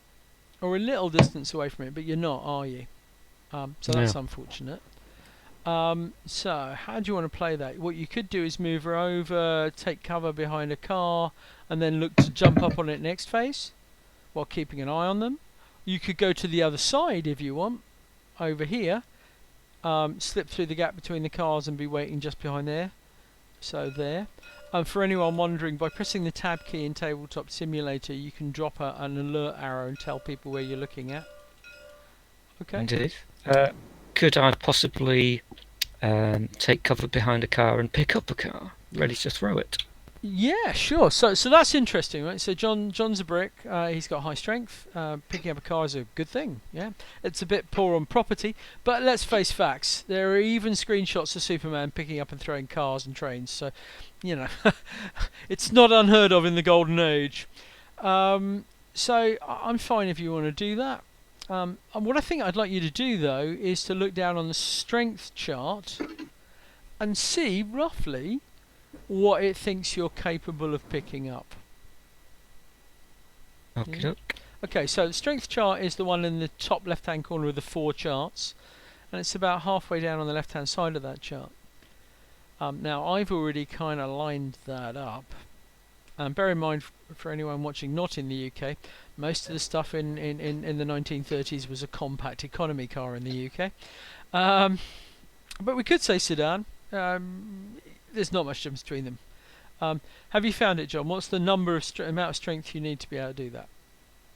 I have. So I've got strength 50, and that's a freight truck. So, okay, so you know you're within range of these ones, right? So, but tell me what you would actually need. Look them up, find typical sedan or coupe, and then look over and tell me what the strength of that is. Typical sedan or coupe is 30. So, it's important as a brick character when you're playing champions to have a kind of solid idea of how much your strength you're triggering. Now, there's a reason. Every time you use your strength, you burn endurance, yeah? If you always just go, I use 50 strength, woo! And pick something up, that doesn't necessarily translate well into it's all of your endurance, yeah? If you just say, I use this amount of strength to pick it up, you burn less endurance. And as you pay 1 point of endurance per 10 strength, picking up a 30, with 30 strength is going to cost you 3 endurance. Picking it up with 50 would have cost you 5. Yeah. I just wanted to highlight that so you were aware of it. Yeah. Okay, so you could move over there and pick that car up. So do you want to put your character over there? And player just goes and picks up and moves him over. I'd put it here if I was you. So look where the shadow goes and drop where the shadow is. Yeah. Oops. That's fine. Unfortunately, as seen before, cloaks cause problems in confined spaces. For anyone who watches The Incredibles. That's about to say, yeah. That's why it's costume cloaks choice. Actually, in a 3D environment with a leaning character, take quite a lot of space. And when you're trying to place something close to a car, it kind of gets in the way. So John's dropped his character there, ready to pick up a car. And let's, because we know he's tested his strength, he picks up the car and he's got it ready. That's going to be half a move to move over and grab that car. Pick it up, ready. Are you actually looking to throw it, or are you just holding it above your head, looking menacing? Where are you going with that? The aim is to throw it. So you're going to pick it up and just throw it straight down at the guy, right? Yep. Well, that's interesting. Now we're going to reveal a weakness for a man who's just spent 6 months developing a Champions interface. It's been absolutely ages since I've looked at how in Champions, and it was in first edition, I looked at how you throw things at other players. So, rather than waste everyone's time by sounding absolutely terrible, for anyone who's watching right now, there's going to be a little cut scene where I kind of go, how's that going to work, and how's it going to fit, and what am I going to do, and so on and so forth while we look it up. So, assume everything's going to disappear now. I'm going to leave the screen where it is while I look in my handy dandy rulebook, and then we'll be coming back and continuing straight on as though nothing has happened. Alright, so now, effectively we're off here. Okay. Oh dear, I broke it. Record scratch. Yeah. So, one of the things obviously we need to do, and I haven't thrown anything for absolutely ages in Champions, so we've got to work out how the hell that's going to work, right? So that's fun. because that's what we're doing. First of all, area effect attacks, because you're going to be going for area effect. When you throw a car, it's bigger than a hex, right? So, by definition, you don't need to hit the individual, you just need to hit the hex. To hit a hex, it's DCV 3. Okay? And if you're adjacent to that hex, it's DCV 0. So in other words, if you just literally just picked it up and thrown it right next to you, it's 0 defensive combat value. There are some improvised weapon modifiers. Now, can you lift this car with casual strength? Casual strength is half your normal strength, so it's 25. It's not. So if you look at the charts, it's the one top right chart, and it's in the bottom right hand corner of that chart. And as you can see, you've picked up a car. It's liftable, basically with 11 to 20 beyond your casual in my head. So you got 25. Oh, it's 30, isn't it? No, it's the first category. Liftable with 1 to 10 strength beyond casual. So you're going to get -1 off your roll, off your OCV, because basically it's not good. So what I'd like you to do is now to that's that. If you look down below, large but evadable for size. Not interested in that. Fills an area. And poorly balanced. Yeah, so basically a car counts as poorly balanced, and that's going to get you -2 to -3. Alright, so by throwing a car you're at -4 OCV. Alright, but hey ho, that's just the way it plays. Yeah, so you picked it up, it's bigger than a hex, that's the bonus. It's not going to be hard to hit the hex. The downside is you're going to get negatives, and those negatives are -2. So -1 and -2, shall we say? Yeah, that's -3 in total. Okay, fine. So that's what you need to throw that car and to hit it. The next problem that we've got is the range. I know how it's going to affect the roll. What I don't quite know is how far you can throw that puppy. Right? Now, on the strength table, there is a throw column. Alright, so your throw at 50 is 80 meters. Alright. Now, logically, I would do something, and I think it's going to be wrong, so I'm going to look it up in the background. Logically, in my head, what it says is I take the strength to lift the vehicle, deduct the distance for that throw of 48 from 80, to get 32, which is the remaining strength. Right. And that would mean you could throw it 32 meters maximum. I don't know whether that's right. You know, hey, that's just one of those things. But I have the rulebook in front of me. There's absolutely no reason why we can't look at how that works and work that out. Okay.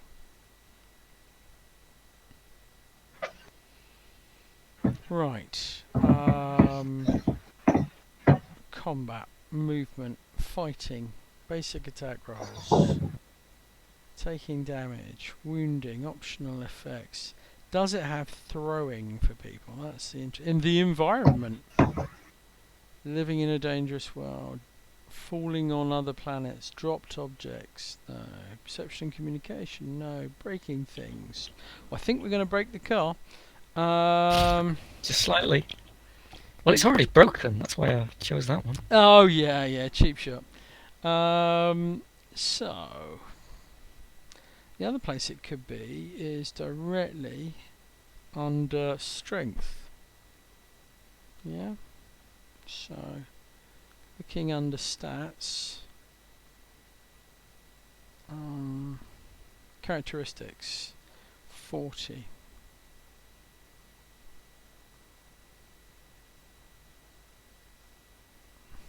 See, obviously that's what I should have been doing instead of programming all of this system, right? I should have actually been looking at how I calculate the distance someone can throw something. But hey ho, that's life, right? Yeah, you put your effort into something. Players just break things. Well, you're not breaking the system. The system, I know, can support throwing things because, trust me, Dave in the past has thrown many things 20 years ago. Yeah. Oh yeah.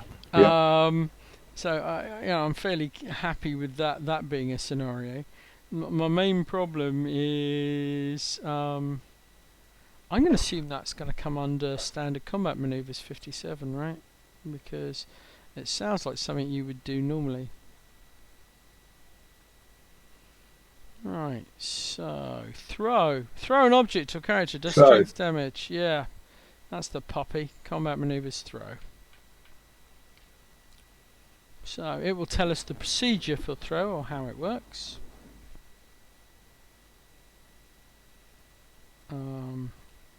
As we get through to the page. Throw. Throwing distance. To determine how far a character can throw, the GM considers 3 factors: how strong you are, how heavy the object is, and how the character throws the object. Compare the strength to the strength necessary to pick up the vehicle. We've done that. Your extra strength is what you look up to use the throw table. We did that. So you can throw at 32 metres. So we were spot on. I like it when things work the way I think. Yep. Now the question is he within 32 metres? Depends on definition, but I think just. Yeah, he is. And it's an area effect car, so off we go. Okay, so what's your negative from 32? So if you look at your distance in the game again, and look at it. By the way, I'm assuming by now we're back on air. I might even leave that section in because people would like to know how we calculated it by looking at page 5.2. Thanks, Dave. In the rulebook. So we've measured it. You're happy with it. What's 32 distance when you put that into the calculator, John? 2 is -4. So tick the box next to it, and it will do that for you for the calculation. And you've got -5 for the ungainly object, correct? Yeah. Oh, sorry, -3 for the ungainly object. I apologise. It was. Let me just check. We got the stats right again. It was 1 strength beyond casual for -1, and 2 for poorly balanced makes -3. So you're going to get -3 on that, aren't you? Yeah. Okay. So if you open up dice rolls, look at to hit. All right. Now, if you look at to hit, one of the things about to hit is it has a box on the end for ad hoc modifiers. Now, I'm thinking of changing the way this works, and part of this playtesting is to find out whether I will or not. The thing I'm thinking about changing is at the moment you're modifying the dice roll. Champions works by modifying the OCV. Now, the range modifier up above does that. It modifies the OCV when you roll. And you've seen that before when we did it earlier. However, what you type in that dice box next to hit, the white bit at the end, is a dice modifier. Therefore, it doesn't modify the OCV, it modifies the dice. And really annoyingly, and that's why I'm thinking of changing it, and that's why this is a test, you have to invert the number. So, you at the moment have got -3. That would, in theory, if you entered it straight right now, make the roll easier and better, because -3 would remove some numbers from the dice and therefore increase your chance of getting a low roll, which is success in Champions. So unfortunately you have to invert it, and this is the first kind of logical break in what we've been doing so far, and this is to evaluate whether I should take the time to rewrite it before release or not. So can you put 3 in the to hit box at the end? Yeah. Okay. So you should have the distance ticked for 32 to be -4. Yep. You should have 3 in the to hit, and you should now click on to hit the words, yeah? Here we go. Do it. Maybe not. Does it think it's editing? That's interesting. Did you click on the crosshairs? Yeah, you did. I did click on the crosshair. Don't ever do that. That's the edit button. Ah, what a shame. Okay. Well, that's really quite frustrating because you literally missed by 1. Okay, 3 would be the defense of the area, yeah? Yep. You missed by 1. Okay, and you're Oops. rolling plenty Sorry. of times. Okay, that's fine. First one's the legal one there. Yeah, first one's the legal one. Sorry, John. Oh, dear. I hope you were enjoying that, and don't forget, if you want to roll some more, that's what the right click's for, in secret. Okay, so this car, amusingly enough, Goes wham right next to him. now, for GMs who are watching, you'll know I'll unlock the car. Hey, look, it moves now, whee! And the car is now going to exist somewhere down here. Crunch. Okay. There we go. I used the F button to flip the car. So that looks aesthetically pleasing. Champions actually has a, what the hell happens if I throw something and it misses? Yeah? I can't remember once again where the rule was. So really I'm not the best person to be teaching Champions. I am, however, the person who now wishes he'd spent the last 6 months checking how that rule works. So, we know we've missed. For the moment, I'm just going to have it land on top of the other car. There is a system for it. We can go back and look that up later. You throw the car, it lands on top of the other one with a sickening crunch as the two compress. It's now. Well, at least it was impressive. Yeah, and the bonus is, of course, he now can't see you. Yeah, yeah, 'cause he's got two crunched cars directly in his way. And Negative is we can't see him. he's most probably just a little bit apprehensive at someone who can pick up a car and throw it 32 metres at him. So, hey ho, everyone wins. He held his turn to retaliate. He could now trigger that retaliation, but as he can't see you and he can't move without burning his half a phase, it's not much good.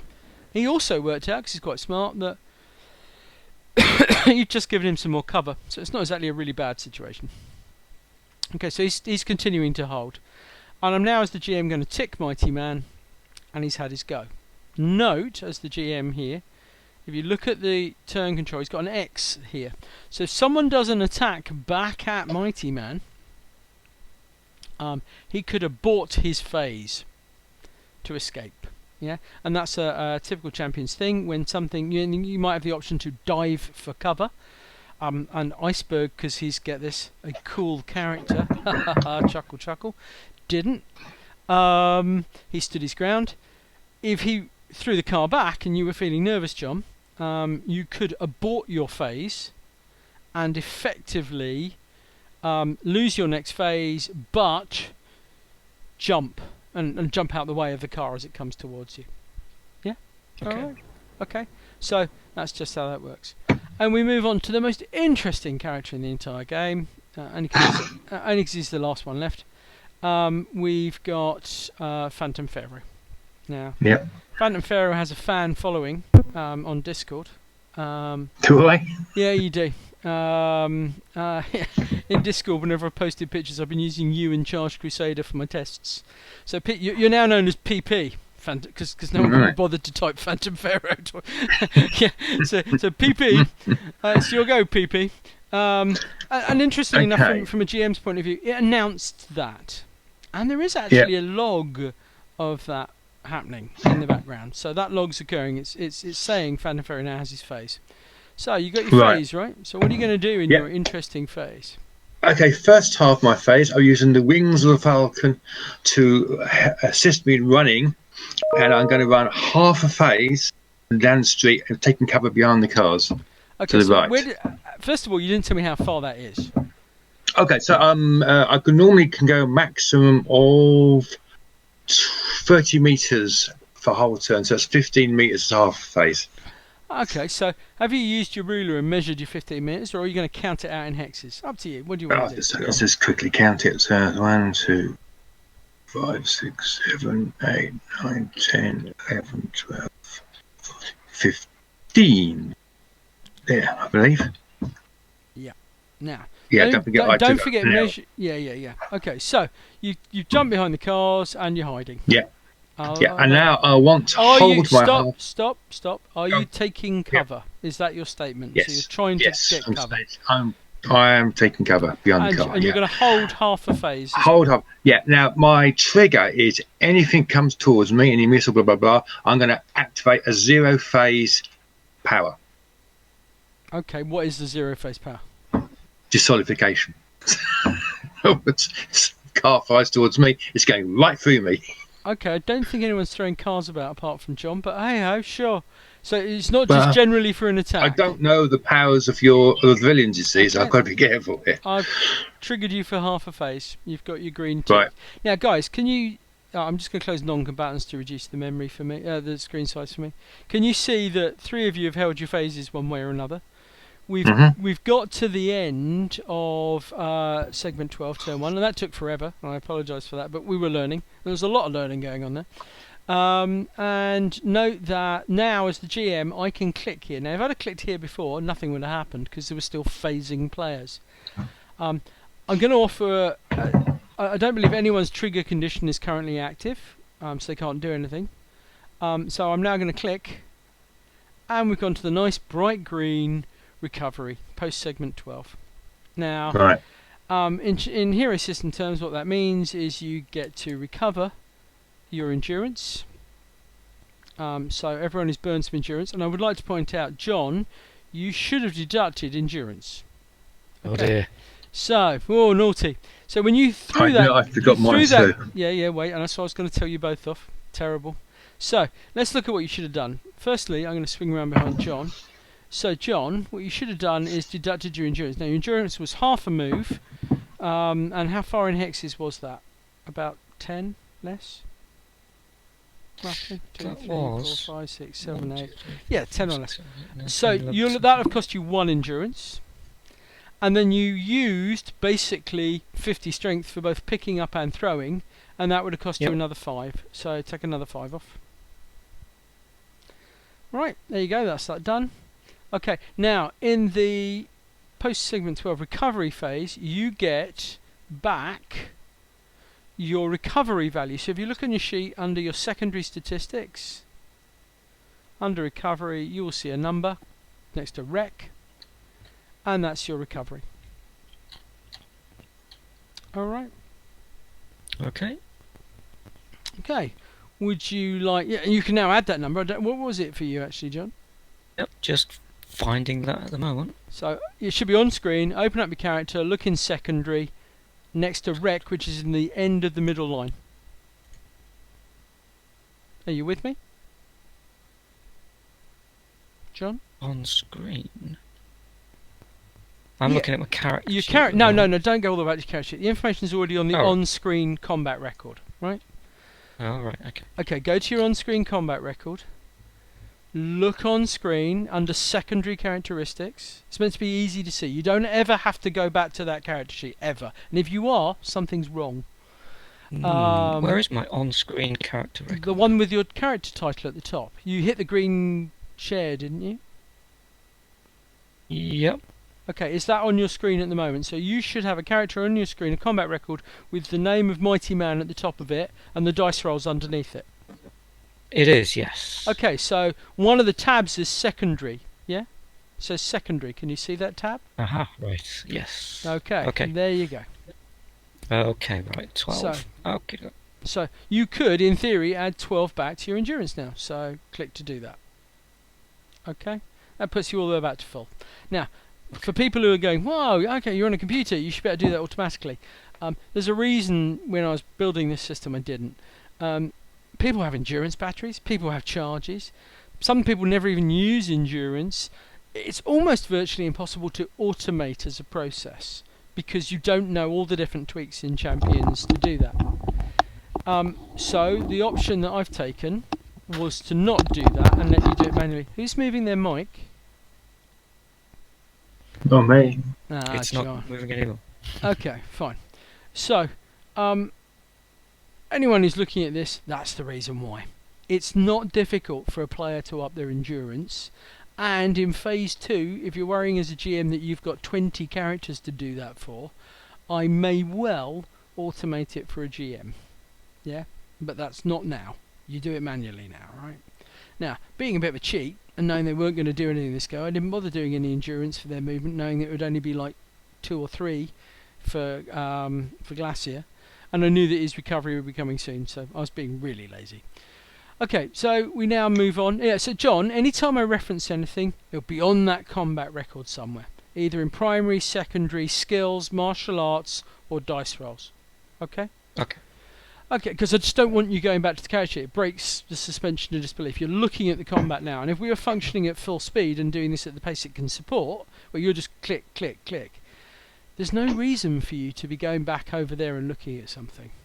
Yeah? Should all be here for you. Good. And if it isn't, I'm fine with you telling me that so I can work out how to get it here for you. Yeah? Alright.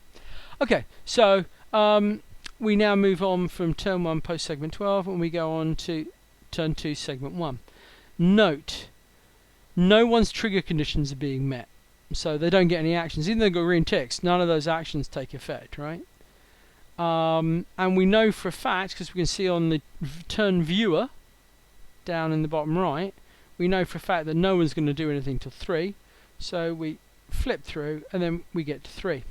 Now, because we went to 3 and no one used their held phase, according to the rule book, second that we get to that phase, they lose their held phase. Now, there is a popular rule that a huge amount of people run, as far as I can see, which is, if you were holding when you hit this phase, you actually have the option to effectively trigger your held attack or do something like that. And some people are fairly liberal with their held phases. They basically say, I hold the phase to do whenever I want to do something. Those kind of words, yeah? The game doesn't support that. It supports the base rule set at the moment. If there's options that people need, if there's things that they want, we can build it in later. Suffice to say, under the configuration options, there's even a little switch. It's not built in, it's not working yet. It could do. It's there ready, because it's a rule I actually quite like. But it's not there. Okay, so everything restarts. Iceberg standing there fundamentally back here in cover. Just saw a car thrown at his brother. Wasn't most probably best pleased at that. He's going to fly forward 20.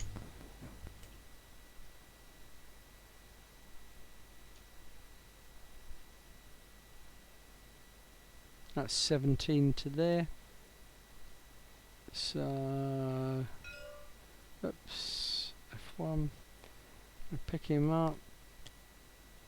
I'm moving forward. Note, look at where the shadow drops and drop him there. He drops behind there. Now, he doesn't have clear sight to anyone. And let's have a look at what the Glacier Brothers can do. They've got Icicles, which is a blast. They've got Killing Range Attack, Ice Shards. They've got Ice Block, which is an Entangle. They've got Snowblind, which is Flash. And they've got Frozen Stiff, which is a Speed Drain.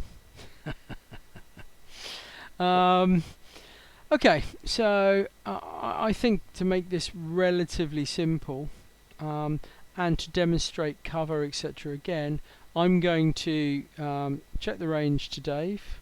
1, 2, 3, 4, 5, 6, 7, 8, 9, 10, 12, 13, 14, 15, 16, 17, 18 or so to Dave. Yeah, okay. We're in Iceberg because he's green. I'm just going to close Glacier. Alright, and that's -3. Yeah. You've got quite a lot of cover though, Dave, right? Yeah, I think it's a -4 to There's like head and shoulders only or something. So like you're just poking up above the back of the car, is what Yeah. you're telling me, right? Yeah. Okay. Yeah, otherwise you wouldn't have limited far out at all.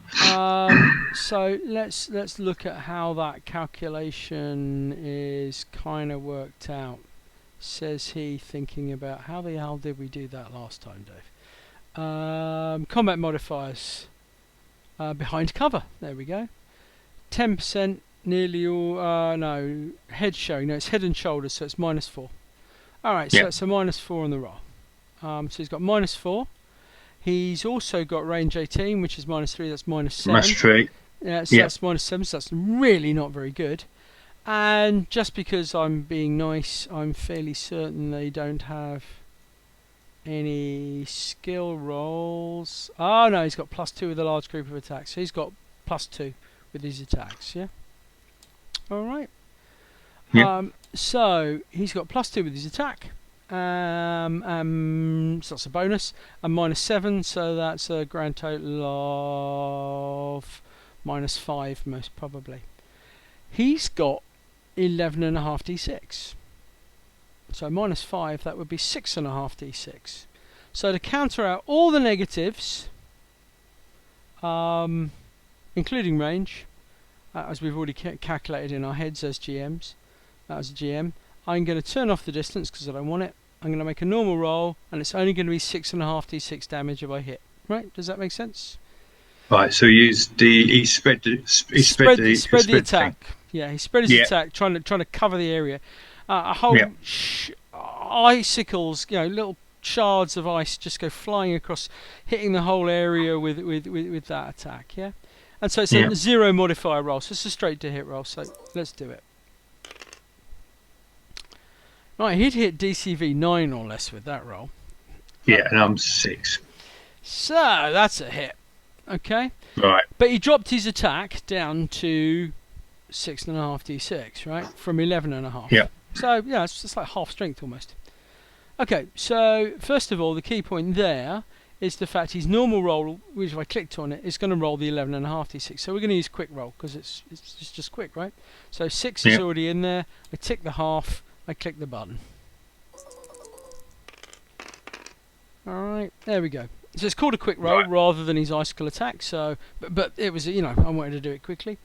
I got 18 total damage, and that roll was astonishingly poor. You can't see the dice, but they are 1, 2, 2, 2, 2, 4, 4, with the half roll was a 3.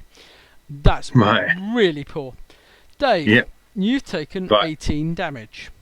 Right, now I need to make a roll now to see, because I have partly permanent screens around me and partly and a partial moving around screen that may or may not block.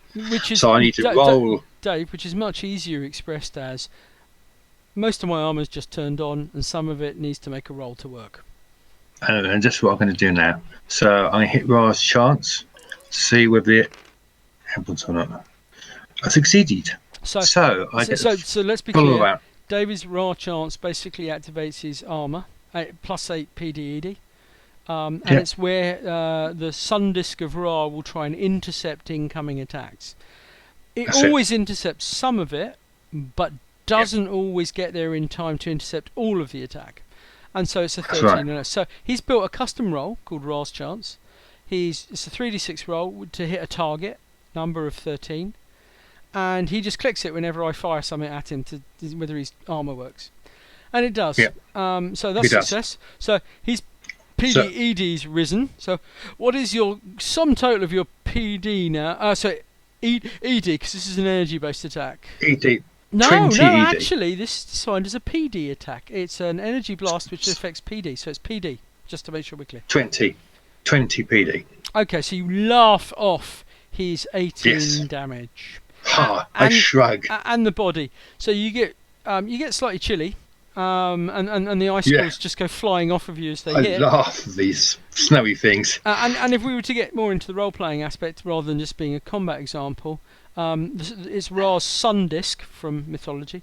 Ra's Sun Disk, basically, all of the icicles hit it and turn to steam vapor as they hit. Okay, so that would be what. No, but as we're trying to show you the actual rules of the game here, we're not focusing too much on the role-playing side, but that would typically be what would be said. Right. Okay. So that's pretty disappointing for Iceberg. He's not happy about that. That's a nice attack, but it did burn his turn, right? So turn gone. Okay, and we know he now moves next on 5. Yeah, we can see all that. It's a GM. Glacier. Now, Glacier is the short-tempered one of the two. Yeah. Not a happy bunny. You've just pounded him with an attack. He's got 20 meters. So Glacier's active, closing Iceberg. For anyone watching my screen, you see I close them so I can focus on the current one. Even though it's got the green box around it, I just close them. It just makes it easier when I'm handling multiple things. And trust me, by the time you're handling 10 things on screen at once, you're going to want to get rid of some of them. he can run 32, so I could half phase 16, or he flies 20 and I could fly 10. Now I could fly 10 and get on top of that building, or I could dash 16 and run down there. So let's look at that, shall we? 1, 2, 3, 4, 5, 6, 7, 8, 9, 10, 11, 12, 13, 14, 15, 16. And just for humour value, take cover behind the light lamp pole. Okay, so he jumps over there and takes cover behind the lamp, which is hilarious, really. Okay, so he hits his half roll, half movement. He then fires his attack, and because this is a combat, and he's intolerant, and someone just threw a car at him, so that's really not helping his mood. He's going to ice shards, yeah, and ice shards are a killing attack, yeah. So prepare to reap what you've sown, enemy team. He's now 1, 2, 3, 4, 5, 6, 7, 8, 9 away. Now that's rather unfortunate, because that gives him -1. All right. He's not planning on spreading any of this attack, and he's effectively his skill with the weapon, because he's the same as his brother, gives him a 2 bonus. So he can turn off the range, and then just put a -1 on the to hit modifier. Now, once you know how this works, you do it fairly quickly, so I could work that out. And I then roll to hit Dave. Dave, what's your DCV, if I might ask? 6. Okay, so he attacks. We see it come down here. Glacier rolled to hit. Roll a 12. DCV 5 or less. A stunning miss. By 1. The car next to Dave, the glass shatters, the metalwork is punctured, as fundamentally shards of really sharp, dense ice hit it and shred it next to him. You realise he wasn't mucking about. No. Okay, so he wasn't going for a I'll knock you over attack. He was going to try and kill you. That's Glacier's turn over. Right. Okay. It's now Mighty Man. Because once again he's got a higher dexterity. He's 18 dex, right? Mighty Man, what are you doing? Well, okay, so from the GM's point of view, I can see so directly above you, when you measure with that ruler, you're kind of getting it slightly wonky. Yeah. So you've got to do from above to get real measurements. It's 24 to this guy over on Dave's side. If you look from above, and it's 29. Yeah, 29 to the guy behind the car. All right. okay. And just for information, 24 is a break point. So the 24 guy's at -3, and the other guy's at -4. And I can tell that by hovering over the equals on the distance calculator. Hey. Okay. So here's what I'm thinking. I'm thinking Mighty Man is going to run straight into Iceberg. I think it's Iceberg. Iceberg. No, that's actually Glacier. If you hover over him, you have to be not in ruler mode to do that. But if you hover over him, it tells you his name. Glacier. Glacier. Right. Yeah. So he's going to run straight into Glacier and clothesline him. Right. So the basic aim is to run over and basically hit the guy, right? Yeah, you're choosing all the interesting complex maneuvers today. What's just wrong with walking over and punching him? No, you have to run over and punch. So first of all, do you have the movement that will let you do that? I do believe I do. Let me just check. Wouldn't it be better just to jump into his face? Well, let's see what he's doing. So what's the number?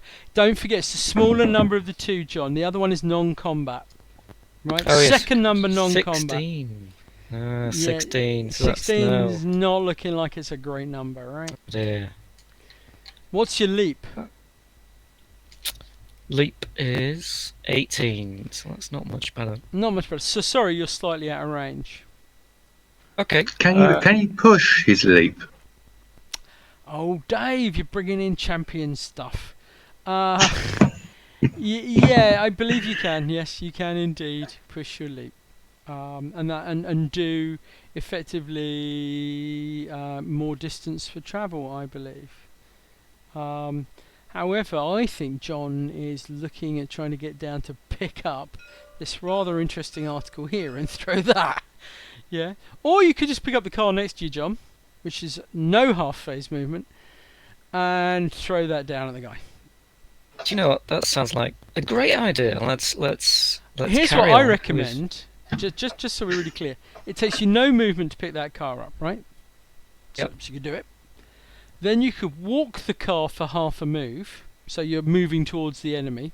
Yeah. So Right. so that's a good thing. You want to get into range to be able to do physical punching kind of stuff. Yep. Instead of this continually throwing vehicles around. And you could move 8 with that, right? 1, 2, 3, 4, 5, 6, 7, 8. So I make that actually there if you count hexes. Yeah. Okay. Okay, you could get to there. He's then 16.4, 17 away. All right. Okay. Right. Or you do his brother at the other end of this card, but that's longer. So if he's Yeah. 17 away, your modifier is -3 on the car throw. And there's already -3 on the car throw from -6. Alright, just because we calculated that before. Okay. Are you okay with that? So that sounds like a reasonable deal? That sounds great to me. So I'm going to unlock that car. Mighty Man is going to move with the car 8. 1, 2, 3, 4, 5, To 6, move 7. Mighty Man? Yeah, to here. Okay. There we go. Yeah, everyone just doesn't look where the shadow goes. Okay, and then this is not going to work, but it's hilarious, right? Oh, it worked! Yeah, okay, so a little bit of pleasure there. When in doubt, take a car towards your enemy. You know what? I've got. Always bring a car to a knife fight. Yeah, I've got to just kind of get that view. There we go. That's an awesome view there. From behind, looking at John walking forward with his car before he throws it. Okay, so right now, Glacier, who's just seen another car get thrown, is wondering just how much cover that lamppost is going to give him, and the answer is none, because it's an area-based attack. Okay, so you're at -3 for the beyond casual strength and lifting up the car, which is an unbalanced object. You're at -3 for the range, that's -6, yeah? Okay. Yep. So what you've got to rig up in your sheet is you've got to tick the range modifier on, yeah, for the range. Alright, so hang on. The range is, what was that, 17? 17, so put 17 in the first box and then tick the end. Yep. So Okay. that's -3. Yeah, you good with that? Yep. And then on the to hit line, in the white box at the end, type the positive number 3. And I know that sounds as though you're doing a bonus, but you're not. It's actually poor for you because it's adding to the dice modifier. So you've got +3, you tick the box. Now click on to hit the words. Here we go. Oops. Okay, that was stunningly poor roll. And yet another car goes tumbling down the road. Yeah, he's not winning at card dots, is he? No, he's not. There you go, another car just laying there behind him. Amusing, but by now, if I was Glacier, I'd be getting just a tad nervous, right? Okay, yeah. Stop that foul wrongdoer! Wah! He's throwing a car. Yeah. That's not good. Mein Gott, he's throwing a car?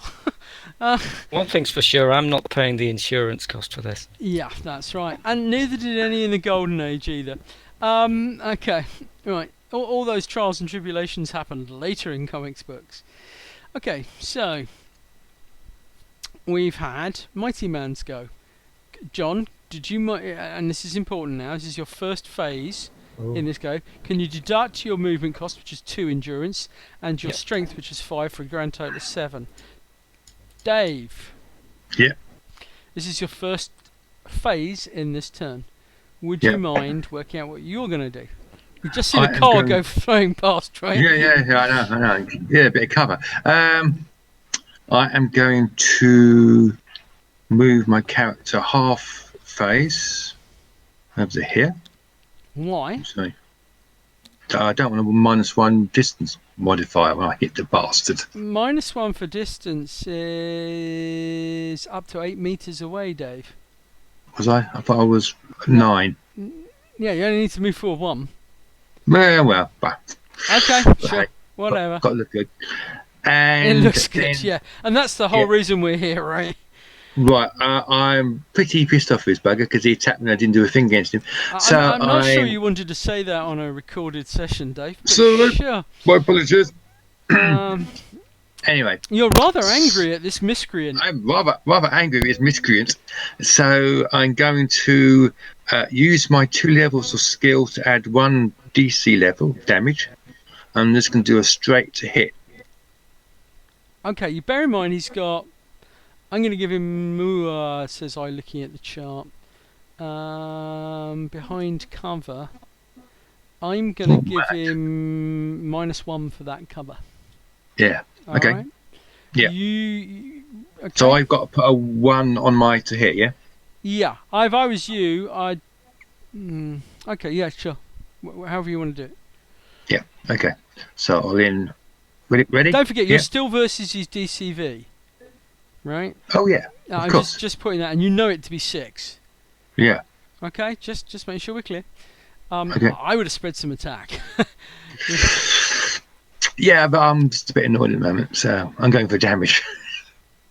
Okay, it's your character. You this make could the be roll. the worst. This could be the worst superhero team in Christendom. Okay, so let's do that. Okay. Ah, that's awful. Yeah, Truly awful. you didn't Right, even okay. hit the ground he's on, Dave. No, not even the lamppost. Okay, the gaze of Ra apparently blows the lamppost up. Yeah, Yeah. whatever. Okay, so that's a solid miss for you. If I'd spread the thing, I still would have missed him. Sure, you can tell yourself that till the towels come home. Okay, so there's your turn over with.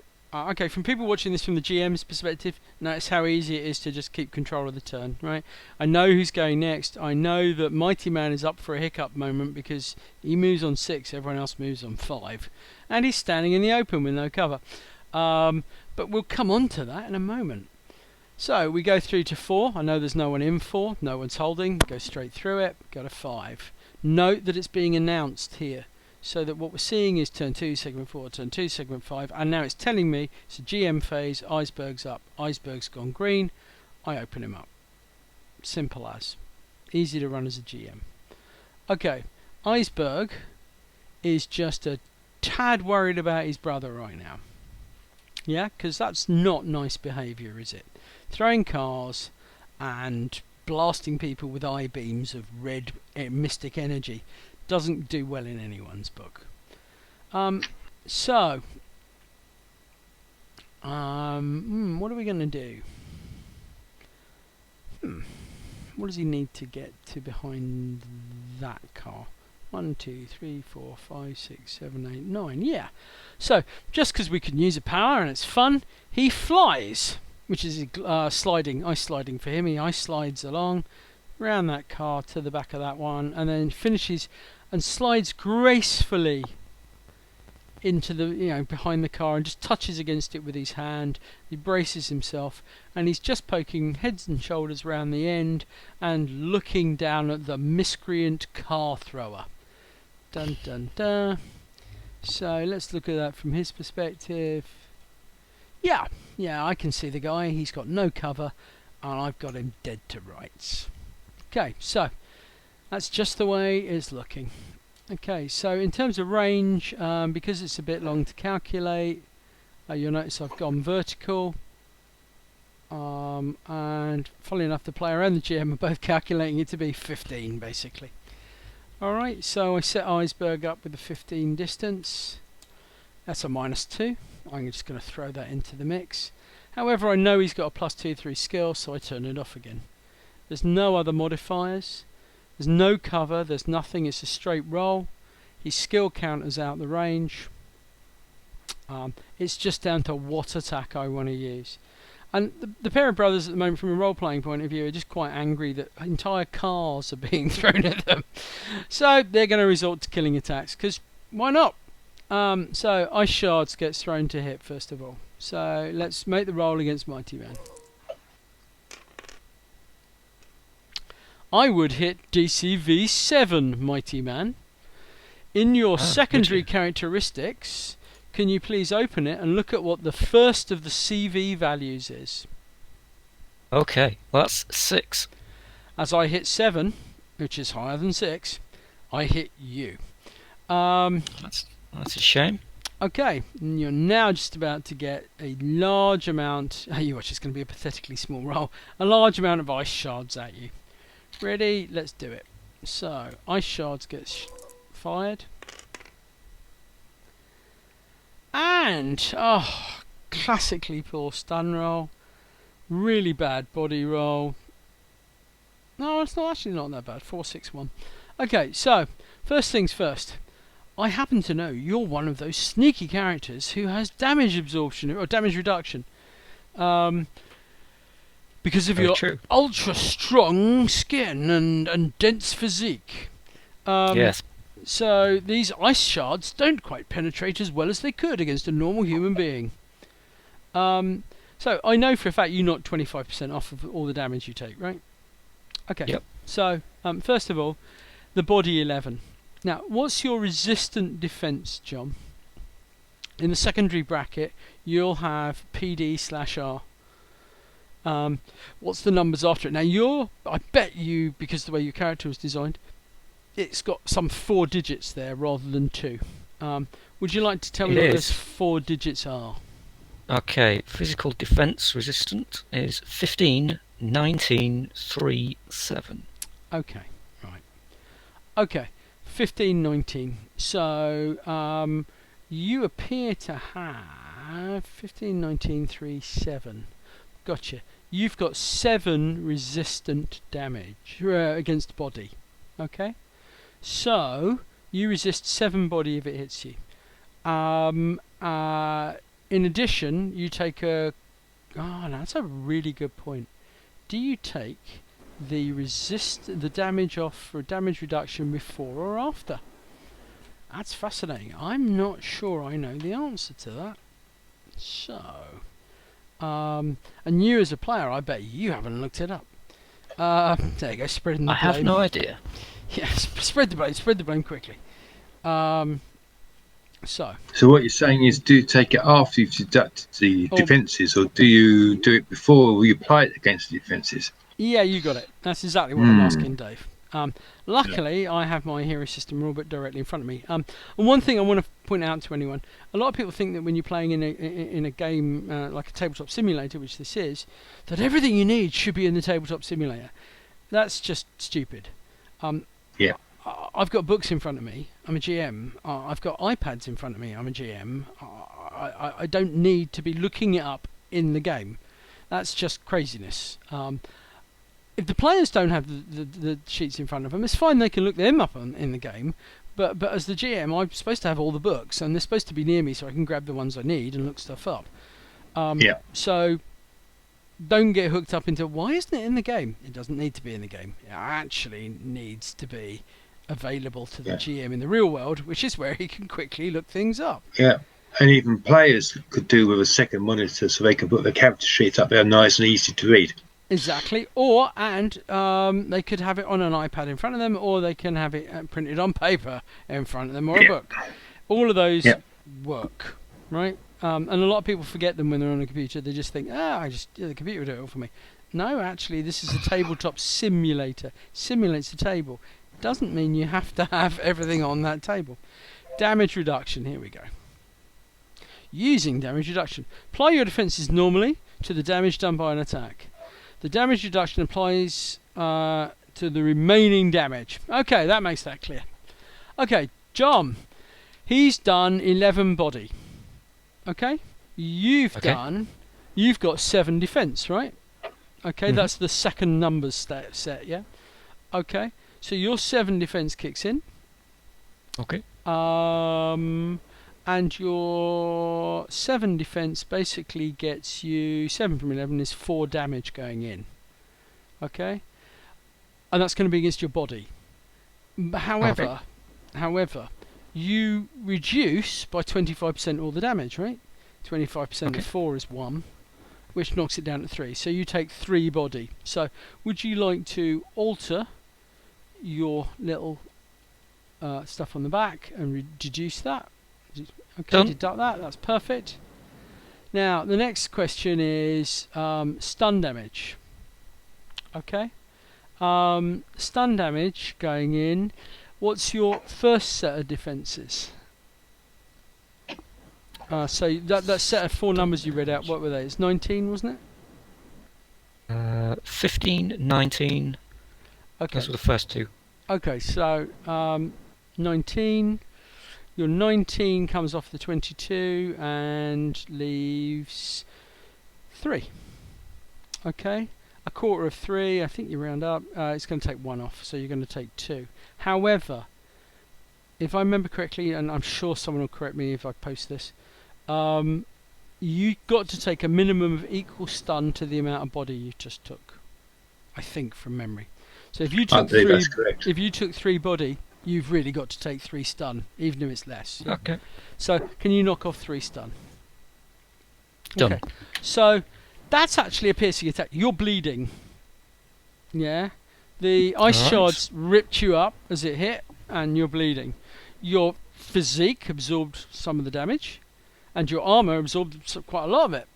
But that's blood. Okay? By Jove, that's not sporting. That's absolutely correct.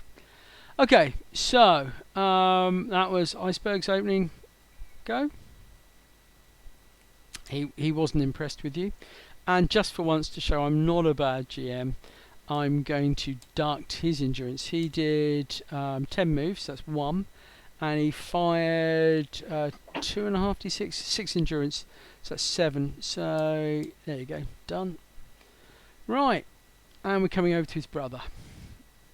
Now, his brother fundamentally is kind of a bit nervous about cars right now, which is not it's not unsurprising, right? So, because of that, he's going to close distance, because a car is bigger than 2 hexes, yeah? So he's going to close distance with you for half a phase. Yeah. And then he's coming in for a bit of nasty ice shards again, right? Okay, right. Okay. Because you've really annoyed them all now, yeah? And he was the psychopath of the 2.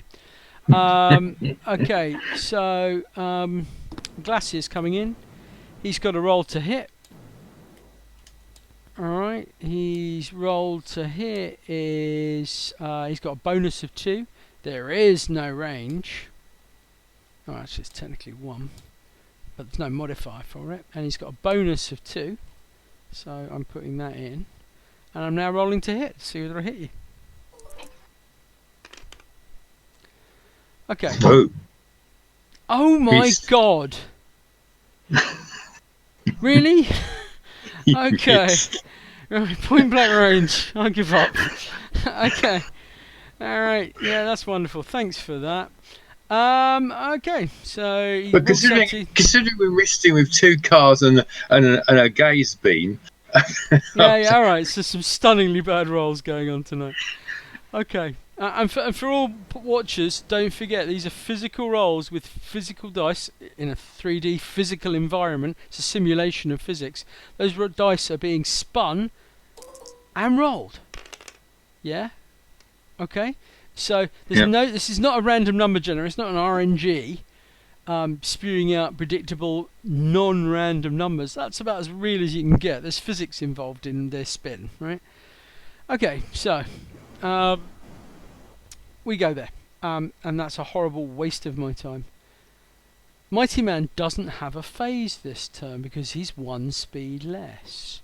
So, sorry Mighty Man, you're not up. Never mind. Phantom Pharaoh, on the other hand, does. Yep. Okay, Phantom Pharaoh. Right. This guy's standing in front of you. What kind of amazing power abilities do you have? I am going to say, behold the face of Ra, and flash him. Really? Yeah, why not? I haven't used it. Just drop the guy. Okay, you can flash him. Yeah, woo. Yeah, great. Okay.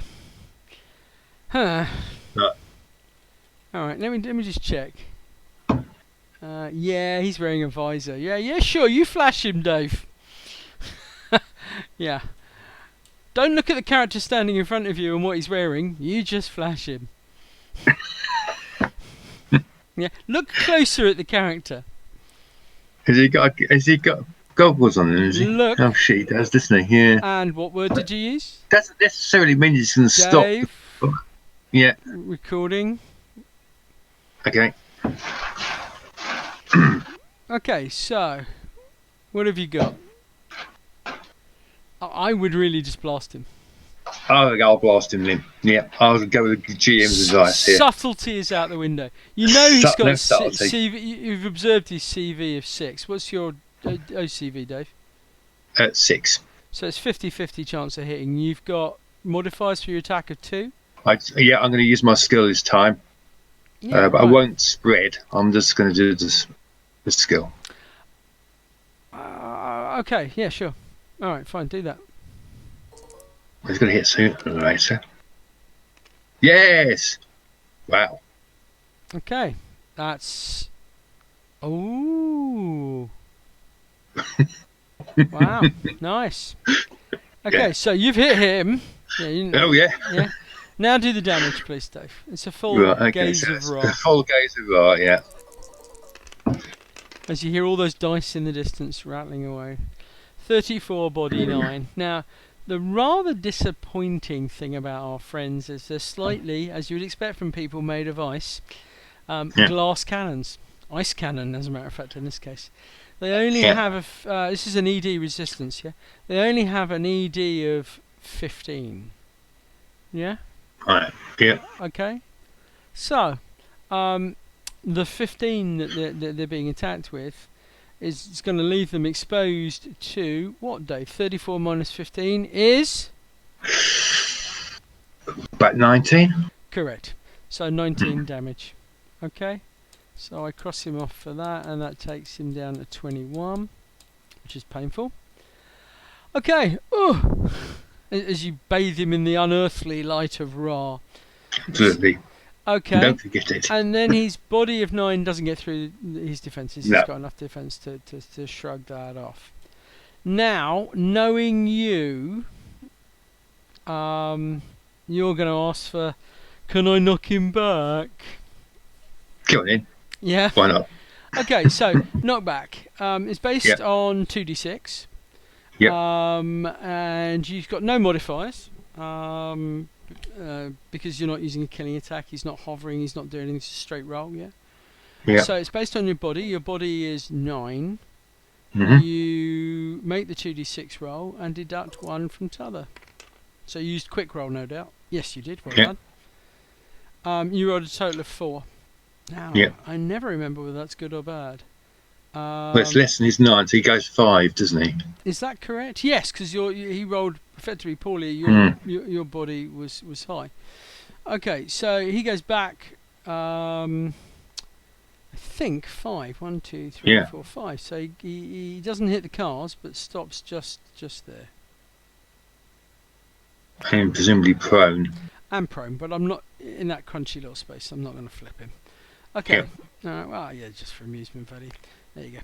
Okay, so he goes flying back as the gaze of Ra pushes him back with his awesome strength. Yeah. Okay. In theory, I should most probably do a little bit of sliding damage, but I think his armor's more than enough to take that, so I'm not going to waste any more time. Okay. Okay, so you slam him back against the cars. All right, and that's the end of your go. Mm-hmm. We now move on a phase. John, you are the only person in this phase. Okay, because of your movement. Yeah, your speed 4. You're the only one activated, John. What would you like to do? Okay, let's see. About Well, 15. About 15. So I could, in theory, charge at him and try and take him out. You can whack him, right? Okay, Yeah, so just run straight into him. champions and the hero system is based on a list of maneuvers. They're next to your character sheet, right? Okay. Yep. Now, doing those maneuvers has various effects. The maneuver that you're describing, there's two ways of doing it. You can either do a move by, which is what you've kind of described when you phrased it, or you do a move through. Move through is where you just go through the guy, but you take some damage and hope that your defences are enough to block it where his aren't. Yeah. You don't take full damage, but you do take some, right? Okay. Yep, okay. Now, if you do a move through, your velocity divided by 10, which is how far you've moved. So you moved 16, Joshua is 1.6, so it's -2. You get -2 on the roll. Okay? Okay. And your natural DCV would go down because you literally have to expose yourself to him as you're running through him. Yeah? You run up and push him over kind of deal. Yep. That's a move through. The other one is a move by. A move by is where you clothesline him, basically. You stick your arm out and whack him as you go past, right? That also is a -2 on your OCV. Fair enough. But it's only -2 on your DCV. But it does a lot less damage for your strength. Okay? Because it's half your strength plus your velocity. Whereas the other one is your full strength damage plus your velocity. Okay? Which appeals to you? I will run straight into him. So it's a through. Yeah, you're doing full a through. body check. Yeah. Okay, now, so you're 1, 2, 3, 4, 5, 6, 7, 8, 9, 10, 11, 12, 13, 14, 15, 16. Right, yeah, that's cool. So you bomb on down and you engage him, right? Okay, your cloak's going to make it difficult to get him near that car. Ah, there we go, yeah, it did. I am going to have to fix that, and I can because it's 3D, so I can fix it, but not right now. Okay, so you charge down and you charge through him, yeah? Okay, so can you look at your sheet, and I want you to find on your sheet, which is the top right one of the things, you've got move through, yeah? Okay. Move through. Move through. Alright. Okay, so under combat and martial maneuvers summary table, one of the standard maneuvers is to move through. Have you found it? I have not, I'm afraid. So, it's going to be here. Oh, sorry, right, okay. Yeah. On the actual... Yeah, there. Okay. Alright, okay. That's why I haven't found it. So, Okay. if you look at move through, it's a half phase action or a full phase action. Yep. It's based on your velocity of 10. The velocity divided by 10 is your minus OCV. We've calculated that at 2. Yep. And the damage it will do if it hits will be your strength, which is 10d6, plus your velocity divided by 6. You moved 10, so that's 1 point something or other, which becomes 2. So you'll get another 2d6 of damage, yeah? Okay. Okay. So you are going to take some of that damage when you run through him. Okay. All That's right. the price I'm going to have to take. Yeah, so you're going to do 12d6 if you hit the guy. Okay, for your strength. But you're at -2 on a move through. All right. So when you rig that up on your to hit, you're going to put down in your hit as -2. Oh, sorry, +2 on the end. You've got to invert it. So on the tip box at the end, you're going to put 2, and then you're going to hit to hit. Okay, so in terms of distance... Doesn't matter. Okay, so I set that to 0 or no, uncheck it? Uncheck it. You've got no range now, right? You're running through him. Yeah. And the to hit box, that's 2, is that right? And that's 2. Positive 2. Yeah. And you want me to just roll it with the 2, yeah? Yeah, click on to hit. There we go. Right, there you go. Wow, you rolled really low, which is great. That's what you want to do.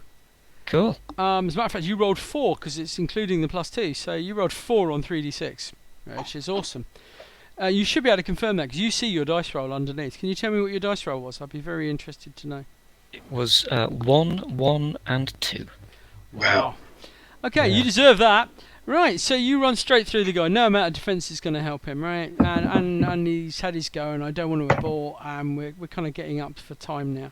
So you run through the guy, and your damage will be 12d6. Right, so Mr. 12d6, let's see it. So you're going to have to use a quick roll. Yeah, the quick roll Okay. box, yeah? Because you don't have 12d6 set up, do you? So you can just quick roll, change it to 12 in that box, the number, you know, the dice, Yep. number of dice. Make sure there's no other modifiers and roll it. There we go. 42, body 11. Nice hit. You steamrolled him. Right, so. Good example. That works for me. Alright. So, on your move through, you are doing a reasonable amount of damage. Can he take 42? No, he can't. He's only got 15 defense. So 42 minus 15. So that's 27, I think, from memory. So 27. 27 and 15 is 42. Yeah, that works. Okay. So that's enough to do a lot of stun damage. 27 from 40 is 13. He's down at 13 of his endurance. 13 of his stun. You hit him hard. He's taken body 11. He's only got, because it's only a stun attack, he's got 15 armor, so none of that goes through. You're not trying to kill him, basically. And then he gets knocked back by your hit. So can you roll in your quick dice roll 2d6? Okay.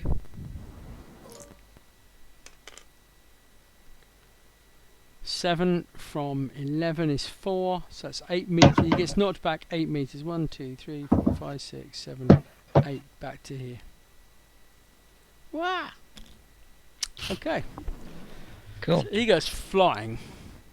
And I would just like to point out we most probably missed this one on Glacier. Glacier's damage is currently, I'm going to flip him to have a quick look. 20, he took 19, and that's higher than his constitution of 18 by 1. He's stunned. And this guy's stunned with 22 damage because they've both got 18 con. So you've stunned, both of them have been stunned, right? Yeah. Okay. Fantastic. Okay, so you've thrown them both about. However, there was a cost to that activity. Indeed. You take some damage. Alright, does that make sense? Yep. Okay, so let me get to the manoeuvres.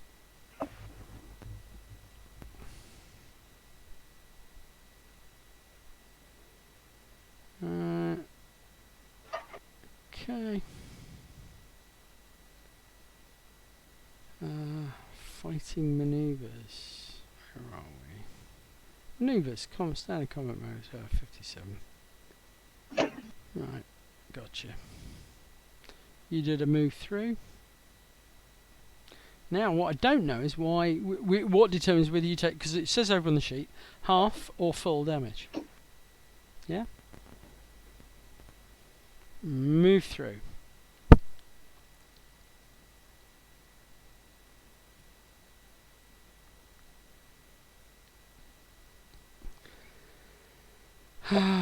Okay.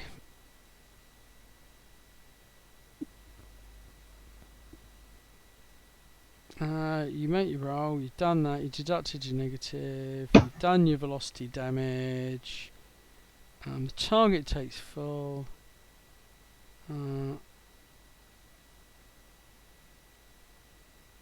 Here you go. If the attacker did no knockdown or knockback, in other words, if the opponent didn't move, you take full damage because you just run into a wall that took all of your damage. Yeah? However, Nice. the guy went flying. Yeah. Okay, yep. So you take half damage. Woohoo! So your half damage is 21 and 6. Okay. So how much armor do you have? 19. Armor. Yeah, because you're taking damage from your own hit. You hit him, but it's so hard when you hit him that you take some of that damage. Yep. You told me before 19, I believe, is one of your values, and we can sort that afterwards. But it's 19, I believe, which means you take 2 damage. And 2 body damage. Yep. no, stun. Is it not stun damage? Okay. Stun damage, just pure stun. Okay, it wasn't a killing attack, therefore you and so you slightly stunned yourself doing it, tiny amount. The other guy went flying and did a huge amount of damage, right? Yep. Okay, so technically at this point, the book advises you if none of your opponents, if all of them are stunned, stroke unconscious at this point, the players most probably those characters can't do anything in this go because they've got to unstun.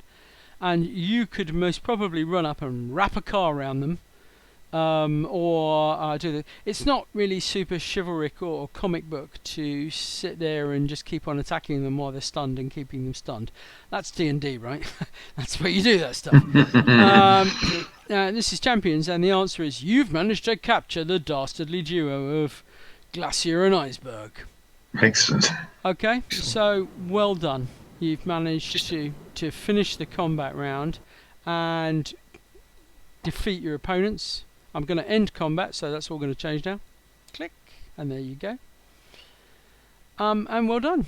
That was your first introduction to Champions Combat for John, and Dave, your second for 22 years. Okay, so first of all, I'm going to ask John, because I think this is relevant. Let's have a little wrap up. It's handy for the video recording. What did you think of the system? I mean, there was no dice you had to roll. Most of the things were there for you to click. I personally think the hardest things were understanding how to do the modifiers, because you're effectively learning John Champions. You're learning Hero System. Therefore, all that's pretty fresh for you. What did you think? Absolutely. The controller, the on-screen controller, works well. Just need to learn how to navigate between the different parts, but that's fairly quick to come to terms with. Modifiers, obviously, as a new player, I'm more dependent on yourself for guidance on that. So that's the thing. But I found it good. It works well, I think. Well, I think you did some pretty good comic book stuff, right? I think you were trying to play the character. He's a brick. He's a mighty character. He picked up cars and threw them around because you're in the age where you get away with that. Yep. Yes, Your Honour, but I killed a Nazi.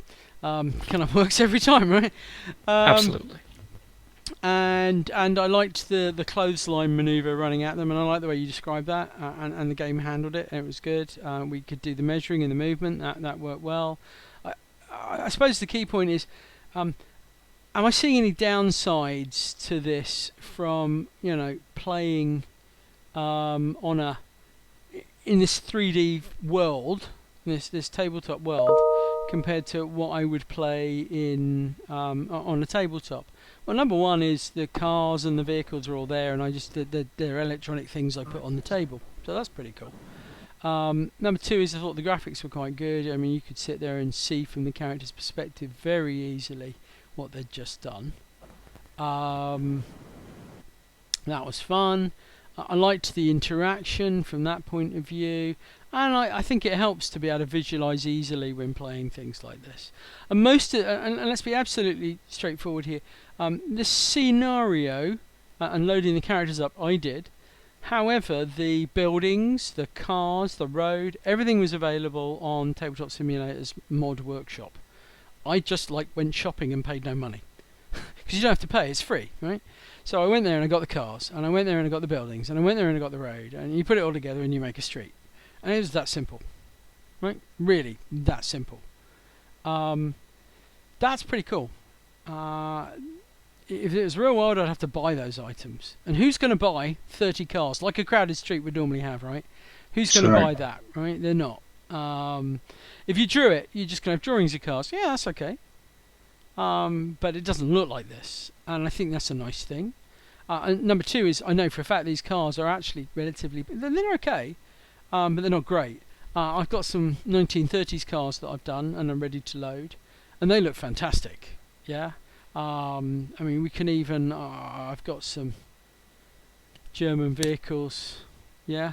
So, you know. Wrong scale at the moment, so I haven't scaled it down. Yeah, most probably. But, you know, bang. You can even look inside the German vehicle and see the benches they sit on. And, you know, you've got the headlamps, the whole works. It's all there. That's pretty cool. Yeah. That's good.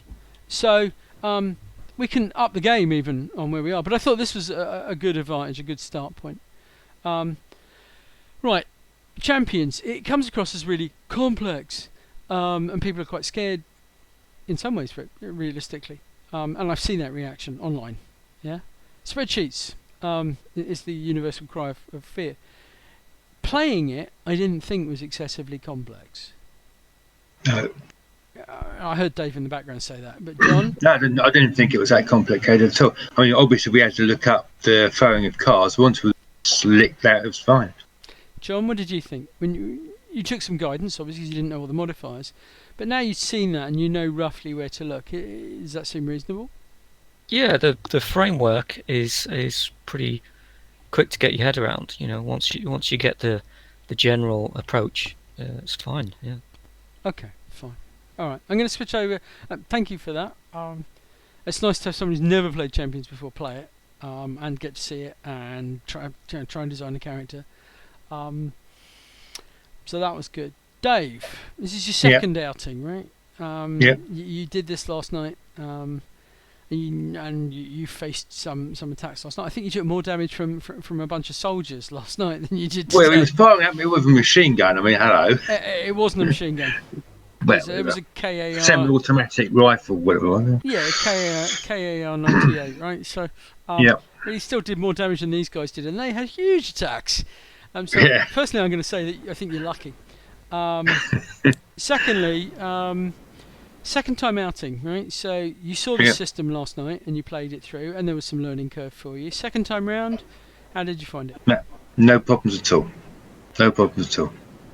That's great. It really was. Okay. Excellent. You've caused me huge amounts of work, so I'm now going to have to go through and try and bleep out where you swear. So you're going to get one warning for that, because that's just more work for me to go through and tidy. But I think that generally the way you played the character, I think you easily could do the endurance and the stuff. I think that the fight was good. We used a whole street. We threw cars around. People were running around throwing things. I kind of liked that. I thought that was relatively good. Alright, so overall I was very happy with tonight. It worked better than I thought. I still not, because I can do the instant translation for the dice modifiers straight into this system, and I don't have to invert them, which everyone else will have to do, right? I mentally just do it. I part of what I'm going to take from feedback from this video when it's posted is, yes, I could change it. Yes, it will delay the release. If the change of it, if there's enough people who want it changed and they're prepared to accept the delay on the release, you know, then so be it. We'll change it. And if they don't and they're prepared to quickly modify and invert themselves, I'll release hopefully very, very quickly. It's, as you can see, it's a working system. There's no real huge complexity there. Yeah. All right. So I was quite pleased. There are some other areas we didn't cover, like skill rolls and martial arts, and they're all in there and available. So you can do those and roll perception. Oh, you can see my dice in the background going. And make target rolls for those, and all the skills are read in from Hero Designer. Yeah. Yeah. And the other one is basic martial arts, so you can look down there and see what martial arts you've got. Yeah. Okay. So combat is just a matter of opening them up and working out who you want to load into the next combat and loading it and starting it off again, so you can just keep doing that. Changing people is just a matter of putting them back where they belong and loading up some more characters, right? So Yeah. you can come through and do that. Players obviously aren't going to be doing that, the GM's going to be doing it all the time. I've got 4 controllers for this test here. The aim is most probably to have anywhere between 10 to 20 controllers for the GM, so you can set up an awful lot of thugs with that. And note here the 3 Germans from last night. And you can fundamentally do that, as you wish. And the controllers will just keep stacking in and adding. There is a definitive limit, I'd say somewhere in the 20s region, where it starts to slow the game down. So bear that in mind, right? It used to slow it down when we used to run 5. Now it slows it down when we run like 26. So that's pretty good. But obviously, and there's a key point here, that's based on the speed of the person running the game's computer. If you've got a really old computer, you will drop off. Yeah? Alright? Okay, fine. In which case, I'd just like to thank everyone for tonight. I know John's dropped off because of the time. It timed out. Yeah. I think we'll call it an end of evening there. I'd like to thank anyone who watches the video. I think it's interesting. And I think for a lot of people it's going to be the first time they've seen this in action, so it's going to be quite fascinating seeing what they make of it. Yeah. I really enjoyed it. Yeah. That's good. Makes the life a lot easier. So thank you very much for your time tonight, guys. I really appreciated your help demonstrating that. And if anyone watches it, thank you for watching. Alright, time to quit. Okay.